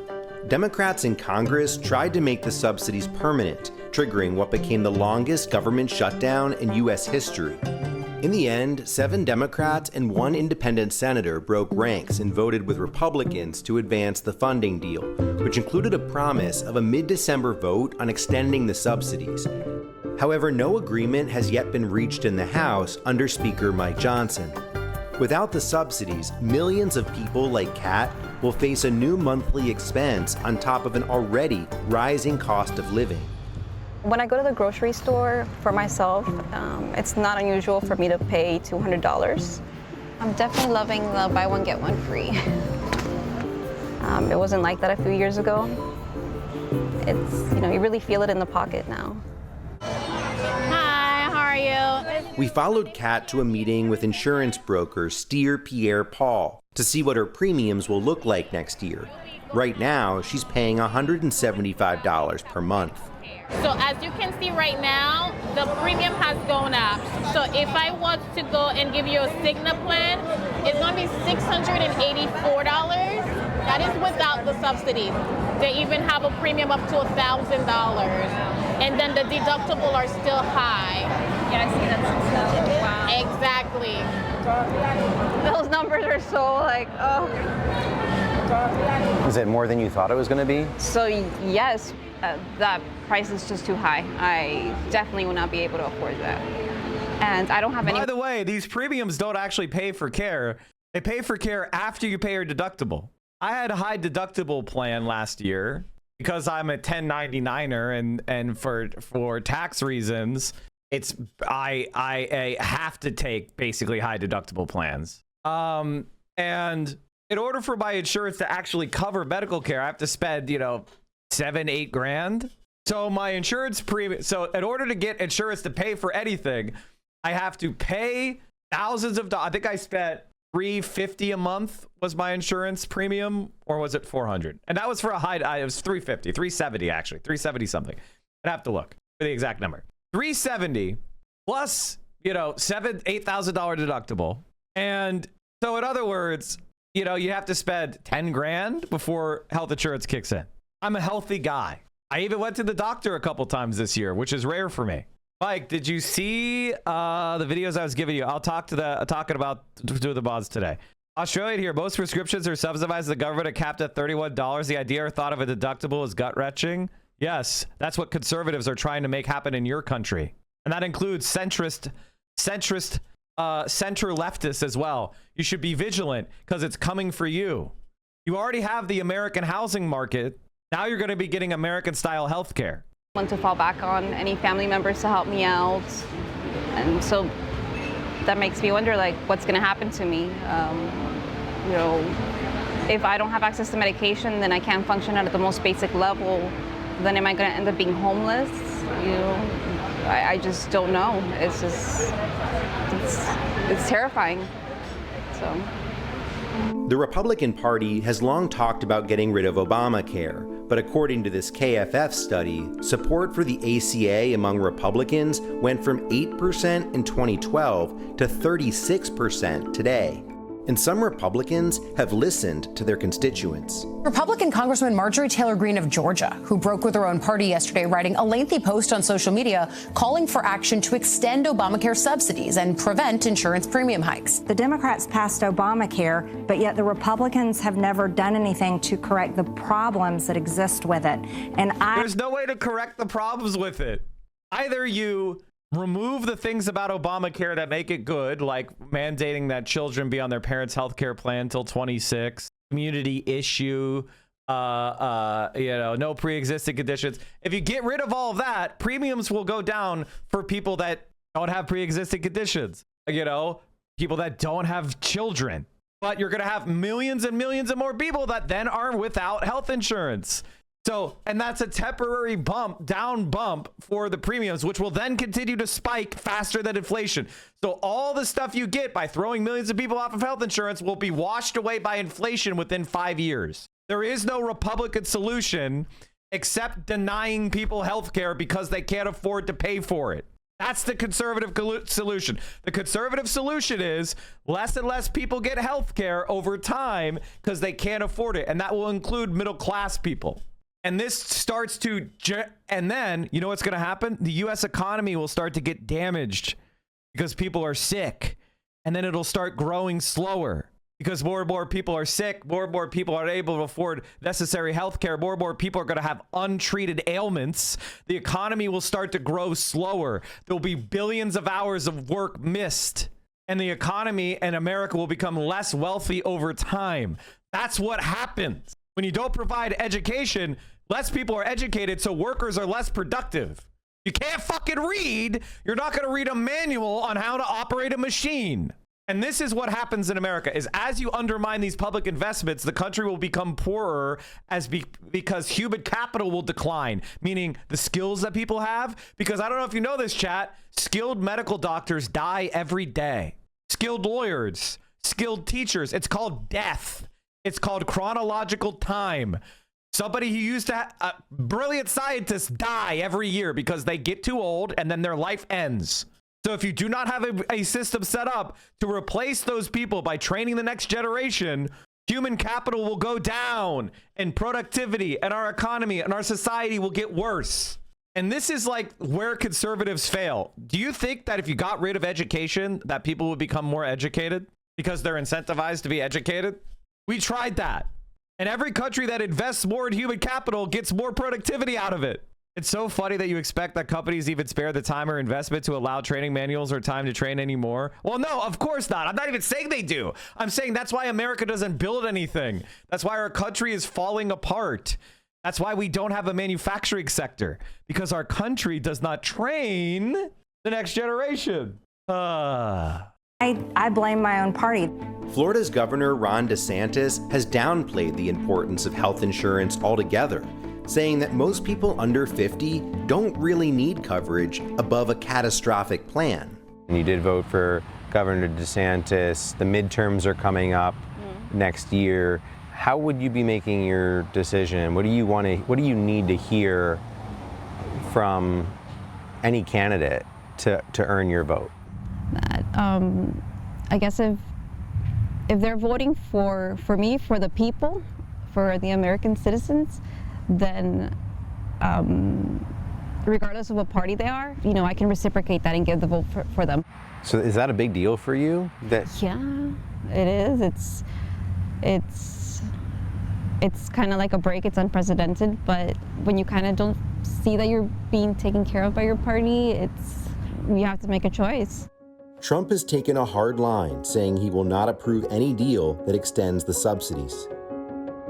However the fight shakes out, neither party has presented viable long-term solutions to rising healthcare costs and the shortcomings of the Affordable Care Act. So what's next? Is this a good system to defend? To defend today, political yes. capital. All right, okay. but obviously, right. It is a system designed to make huge profits for the insurance companies and the drug companies. Right. Period. We have got to move to a Medicare for all single-payer program. Absolutely. When you think about Obamacare, when you think about the Affordable Care Act, do you think it's a good system, or do you think there's something better? I don't know the big details of it, but it just seems like it's a system that needs to be revised. How? I'm not sure. Do you support the policy of Medicare for all, for example, universal health care? I mean, after what I went through, yes, I think so. That may look socialist, but it's just access to basic health care for all American citizens. I think it's essential, it's needed, and it's a human condition, so it's a human issue.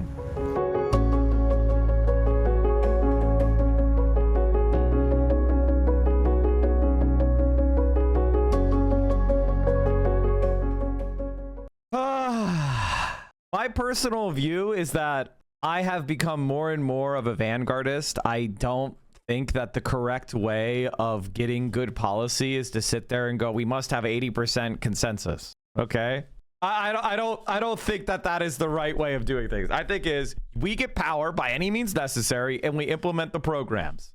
Now, the more and more people we persuade and the better we explain, the better the programs will be accepted and received. But the idea that, oh yeah, we should let children starve or die from preventable or treatable diseases. Nah, I'm going to go ahead and treat all the children, whether they're an illegal immigrant or not. Ollie Globe, oh my God. Chad, I can't speak on this. I'm going to get permabanned. I'm going to get permabanned. Polyglobe just got another massive upgrade. Deep State Live's Ukraine war map is now draped directly onto the globe, live and synced with Polymarket. Shaded control zones, shifting front lines, Russian Belarusian unit icons, and direction of attack arrows, all sitting under your markets and OSINT in near real time. These Ukraine geomarkets confuse people constantly. Is it the city limits, the oblast, enter versus capture all of? Now, when you hover a market, we draw the exact area of operation it resolves on and spell it out under the rule in plain English. No more rule debates. No more guessing what actually settles. The only way to monitor the situation, except now there's a huge incentive to corrupt the map. You fucking dumb fuck. You have now effectively made this worthless because now there's a huge incentive to bribe the guy in charge of it so that you could win various bets.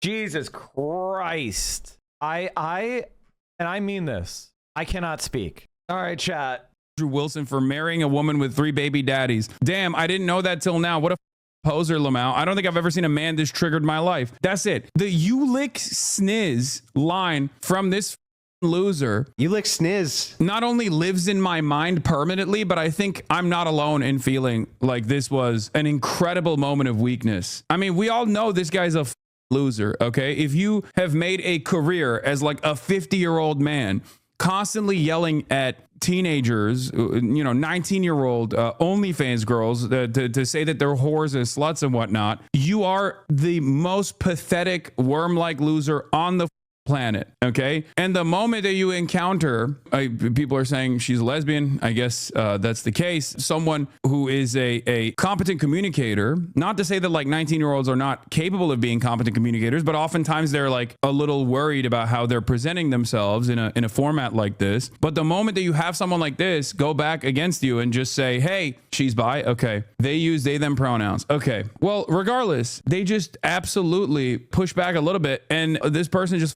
falls apart. It's just a house of cards. Look at this. I'll try to rephrase this. I'm going to reframe, and I'm just going to be totally honest with you. I will never be able to convince you of my worldview. You won't. I know.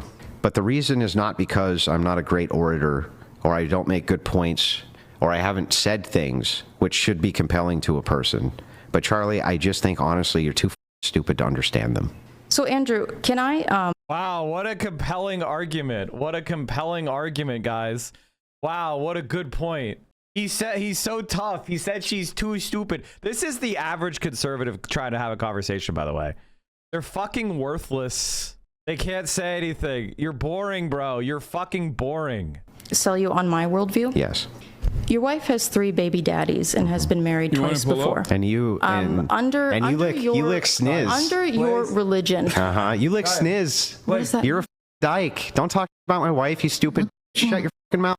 The point is, I don't believe one should discuss family. I think that's a little bit beyond the pale. But when you're saying that women should be controlled or and the best way to life is through this very traditional narrative, and you live in a non-traditional household, that is open for debate.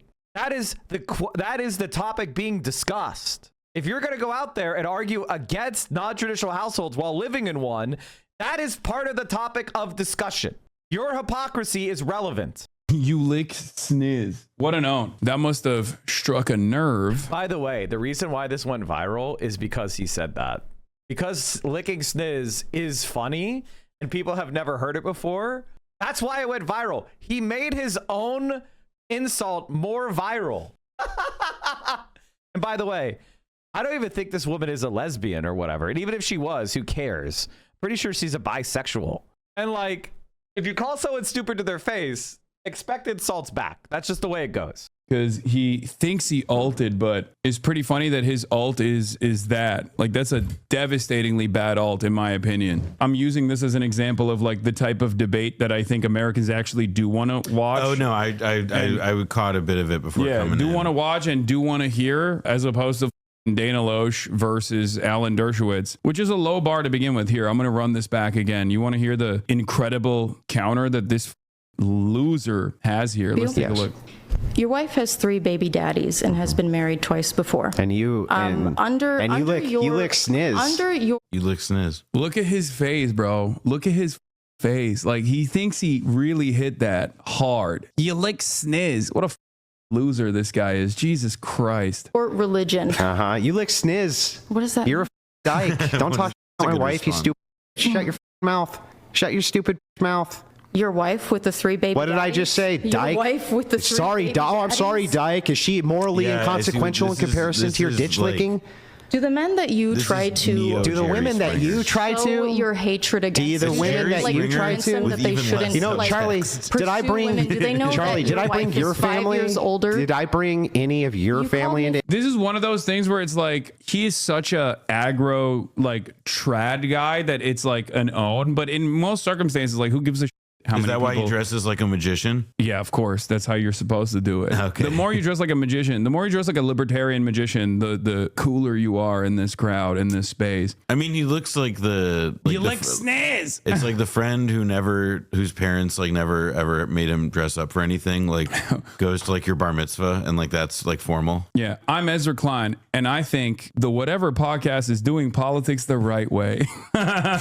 You like snazz. You like snazz. Oh, wow. It's awesome. Who is the magician? Is he like a comedian or something? I don't know what I think his previous username was Big Papa Fascist or something. Yeah, Big Papa Fascist. I did see that this has like a gazillion views. So I'm, Yeah, you know, and, like and even the moderator, who's also another one of these losers, is even he like that because he loves the controversy. I well, guess. I did like the cut to the react to him, like, oh, like, yeah. What is this? Oh, to clarify, I'm sorry to disappoint, but I'm not a lesbian. I'm bisexual. I am also detransitioned 10-ish years ago, IDing as either female to male or as a trans mass lesbian. I just mentioned having an ex-girlfriend during my debate with Wilson, and I guess he latched onto that, posting this because I don't want to steal lesbian thunder, Lamau, though to be fair, I feel like labels are dumb, and I've historically been so all over the place. It's nothing to me. I'm pretty sure, like, I don't mean to ruin the fun, but I'm pretty sure I've seen this person before.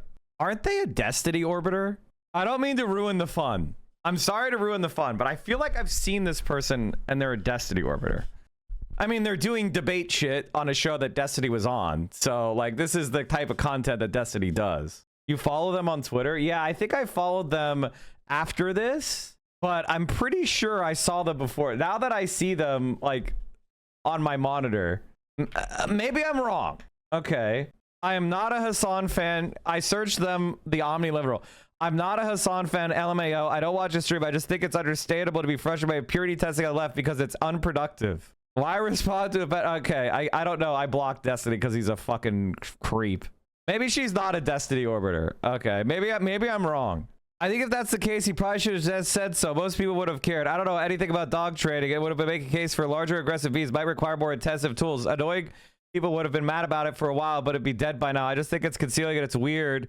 And more than a little irritated by the way some of his fans act like anyone that noticed the tape was an insane person funded by the writer Israel or something. Okay, so she was arguing that he should have argued that shock collars are good for large breeds or something. Okay, maybe I'm wrong, chat. Maybe I'm wrong. Okay, let me just see who they associate with. Okay.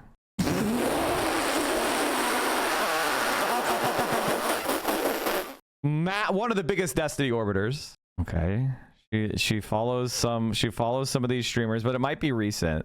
Big Destiny Orbiter, kind of like original Destiny Orbiter. Interesting follow list. Really interesting follow list. I think it's not safe to say, okay, fun not ruined. Fun not ruined. They're not a Destiny Orbiter. That being said, you. At this point. By the way, Mike, can you give us some prep for our family get together? Up to you, but I'm thinking topics or strategies to make family interested. Okay. For me, depends on what you're talking about. The important thing is that if you have any kind of political discussion with friends or family, I think it's always best to let them lead the conversation. So what I mean by that is they make a political comment. Instead of going along with what they say, just be doing a Socratic dialogue where you ask questions. So until they get to the point where they don't know, that's like you need to explore their level of engagement with the topic, and you should collect information before you react. That is always a good way to have these kind of conversations. So if somebody's bitching about, say, housing or, you know, I mean, honestly, I think this is going to be a pretty easy year for Thanksgiving. I think most people are kind of over Trump, right? Mike, she's smart and progressive, just not as deep in the lore. I lurk there a lot. Who? Not an Orbiter, no, but I gifted her a sub to you at Denos because she doesn't quite realize how bad Destiny is. She's on the left for sure. She looks like she doesn't look like she's that on the left to me. I'm sorry, but if you're following CN liberalism, you're a pretty ideologically neoliberal person. Like, that person has absolutely nothing to offer. And they're a Destiny Orbiter, like, and they're incredibly offensive kind of assholes who never even make arguments in favor of their points. I think if you like the CN liberalism people, you're probably just an enemy, like in general. To be fair, you know nothing about her. Can you admit that? I know who she follows. That's pretty bad. But maybe that's not enough. The thing with me is that I don't have a lot of time to waste on the bad faith liberals. Like if somebody's like convinced and they're 25 years old and they're convinced that neoliberalism is right, they are such a fucking outlier that they're irrelevant and I have no interest in discussing anything with them, and they're a fucking waste of time. Like literally. If you're like, I am a neoliberal and you're 25 years old, you're fringe. You're somewhere around 8% of the population. Bye. And if you're a content creator and you say you're a neoliberal, I want you to be destroyed. I want to hurt you by any means necessary. I want you not to be like, I want you to feel like everyone hates what you say. Now, I'm not saying harass a person or do anything against the rules or, you know, like, or laws. I'm just saying that I don't want there to be any kind of acceptance that we're anywhere near the same side. We're not. We don't agree on literally anything of importance. And like, being a social libertine is not the same thing as being politically aligned. How is this unexpected for him? How does he not have a better comeback than that? Because he has a baby brain, and he's not exactly the most intelligent guy. Obviously, you can't be an intelligent person. He's a debate coach. Oh my God! What of like kids? I don't know. They're not a fan of yours allegedly for your information, but I think they probably just haven't actually heard any of your real opinions, Lamau. I mean, I don't know. But my point is these.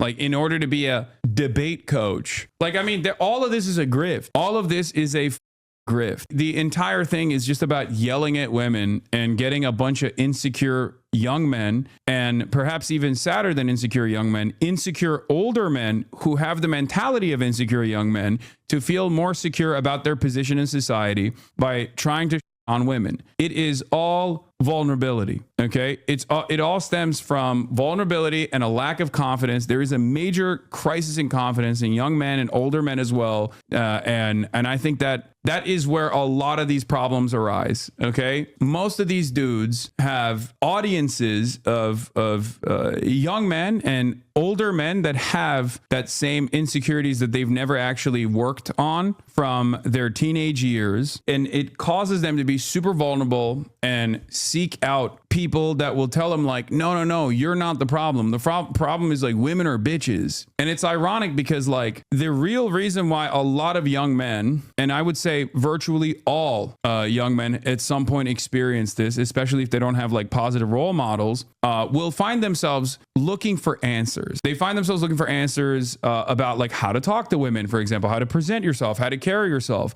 And it's very alluring to see guys, maybe not like him, but at least like Andrew Tate or all these other people that are like constantly around women, right? Like, and they start to think like, oh, well, this guy gets it. He figured something out. He's constantly surrounded by sexy babes and fast cars and whatever the right? They don't realize that this is just like a crafted persona of a bunch of people that have carefully manufactured this identity online and are actively trying to make up for their own personal shortcomings that they recognize. And it gets far worse than this. I think the bottom of the well is like that clavicular kid and the black pill side. His TikTok has basically normalized the ton of things that used to be relegated to the darkest corners of the internet, like the black pill subreddits and whatnot, the looks maxing community that I think is unimaginably damaging, right? But you know, the starting point for many younger men in general is just trying to understand, trying to navigate the treacherous waters of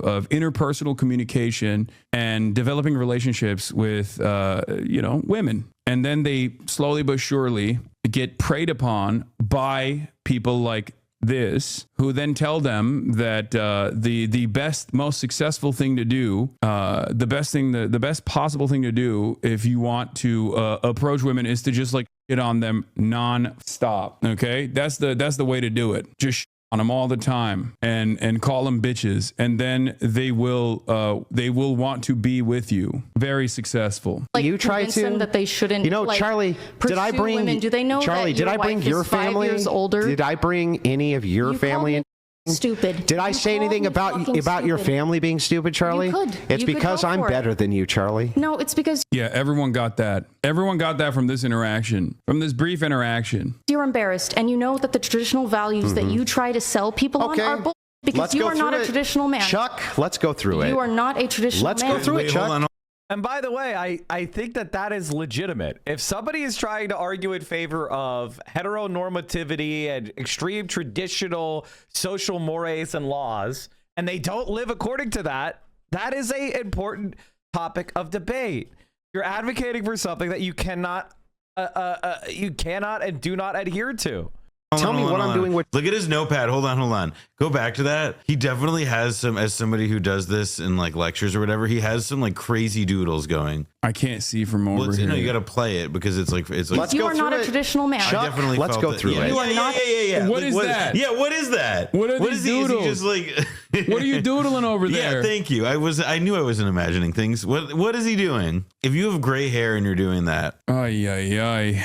Drawing a pair of tits. Yeah, he's doing the Big Lebowski drawing. I love tits. At this point, he just gets like destroyed by anyone that is unafraid to speak on a podium like this. If they're like remotely confident. Well, any situation where he's like not able to like, control like, the conversation. Yeah, or like saw somebody in half, or I don't know, like pull a rabbit out of a hat. Parker get a job. Counter argument last time. What is this? Oh yeah, this was the other one that I saw as well. This was another viral moment, right? Like his inability to open a jar. God, this stuff is so pathetic too. Like it just doesn't. You know what's funny? This doesn't mean anything, but it means everything to these morons. Okay, that's what it is. Andrew Wilson not being able to open a jar after being a misogynistic pig and trying to make fun of Nema for not being able to open it is actually the funniest. Like if he was just like a competent person or a confident person, then his inability to open that jar would not be as severe, right? Because he's the one who's placed a lot of value and a lot of emphasis on, one, not marrying a woman that has 3 different baby mamas, right? Like that's the reason why it actually hits hard. That's the reason why it hits hard. Normal people don't give a shit about that, right? And the same goes for not being able to open a pickle jar. Like, yeah, sometimes I'm a pretty brolic dude. Is sometimes you can't open a jar. It is what it is. You know what I mean? It's not that big of a deal. But he thinks it's the biggest deal. Come on, you can do it. Put it right side up. You can do it. You got this. All right, bro. I can't do it. Here. This is so This is a unpleasant. little immature now. Oh wow. For Hey, the guy $1,000. sent $1,000. Yeah, but it seems slightly immature. It's all fucking It's slick. just only It's wear a little- black. See, it is. I gotta grip it. Uh-oh, man. Uh-oh. We've all been there, right? There's always, as soon as you put yourself on tape with a pickle jar, no thank you. Andrew, if you can't open it either. Well, your turn, Mike. All right, hold on. Your hand greased the whole time. Oh my god. Your hand greased it. Your hand greased it. Loser. God damn it, dude. I can't believe that there is like any audience for this. It blows my mind. I'm glad that there's like more people now dunking on these clowns, but for the longest time they had this like tight-knit environment where they could basically control all of the discourse. So they would just like have women that they could belittle and yell over. Not to disparage the women that would go on this podcast in general. No, I mean, I remember this. I definitely remember this as like a genre before. Like it felt like where it's like edits of like, like some Sneeko style guy screaming at a woman like, you do sex, where you gonna talk to me about this when you a whore, like you're a whore or whatever. Like it's pretty same guy who chirped at that girl when they went on there and apologized to you for going on. Yeah, oh yeah, there's that one clip because they know I've often talked about how women shouldn't go on these podcasts, and I think there was a Hasanabi head that went on it. And my point is like, why the fuck would you do that? It's a lose-lose. Who gives a shit? You open a jar, congratulations, you opened a jar that's designed to be opened. And then if you struggle, you look like King Weak. Like, what the fuck is he doing? and on the podcast, like apologized to me for going on it, and then he lost his mind. Wait, you guys didn't hear the pop? It was super loud. Yeah, here, let's watch this, and then we'll see the rest of it. It's like, feel it. Isn't that greasy? It was like that already. Oh my God. No, it wasn't. You greased the top. Use your Oh my Jesus, Andrew, if you can't open the olive jar, you cannot blame my While we're doing hand. olive jar. If you're so strong, you should open it. Yeah, I got to be able to grip it. Okay. Oh God. Hey, we'll grip it. Let's It's go. literally slippery. Does anyone have that other clip of him Grab me a freaking out? dude. You Grab me a stupid paper Freaking out towel. at the girl. Appear to have a crush on Hassan Abi. Is that correct? Yes, if he ever watches this, I'm sorry. Sorry for what? For being on here, he hates it. It's possible that because he's such a low-tier, lowbrow debater. He's not a debater, and he's been very clear that he doesn't. He's not a debate lord. Because he's literally a Political commentate. Yes, Commentate? I'm a political commentator. Okay, and people watch you. Yes. And there's people who think you're an idiot. Eat this. Oh, so I can dry the top of it off. Yeah. Oh, I need to dry it. It's just, you also know the worst part is the top did become greasy because he made it greasy. Yeah, I know. He looks greasy. Yeah, but that's it. Like it's this attitude where it's like, oh, you're the greasy one. You're the girl. You're a greasy girl. Stupid girl. He's not used to handling things that are wet. That's funny. Someone else opened it for him seconds later too. Oh, that's awesome. You can see him try to wipe his hands before he tries. He knows he's greasy. Well, I do think it is like really astonishing how they thought like, oh, let's make the set for this thing look boring too. Yeah. A lot of buzz around the city council speakers race. Crystal Hudson allies are increasingly pushing the narrative that Julie Menin would be a Mamdani foil if picked for the post. She absolutely would be, and you're a complete moron if you don't think so. Well, chat, thanks so much for hanging out with me today. Sorry if I was a little ADHD today. It happens. The Caleb Hammer post. God, he's dumber than fucking dirt. We really need to do a Caleb Hammer is dumb takedown. Caleb Hammer may be the least useful financial advisor I've ever seen. His content sucks shit. We need to do a Caleb Hammer takedown. And his advice sucks. His advice actually blows. So that's another thing that we might have fun, making fun of his financial advice. All right, everybody. Thanks so much for hanging out with me today. Here's all my links. I'm probably going to stream tomorrow. I give it a 95% chance I'm going to stream tomorrow. Because we do the morning stream, right? But we'll see. We'll see. There's a small chance I just decide to take the day off because, you know, happy Turkey Day. All right, everybody. Stay safe. Solidarity forever. Where am I going to send y'all? Who is live today?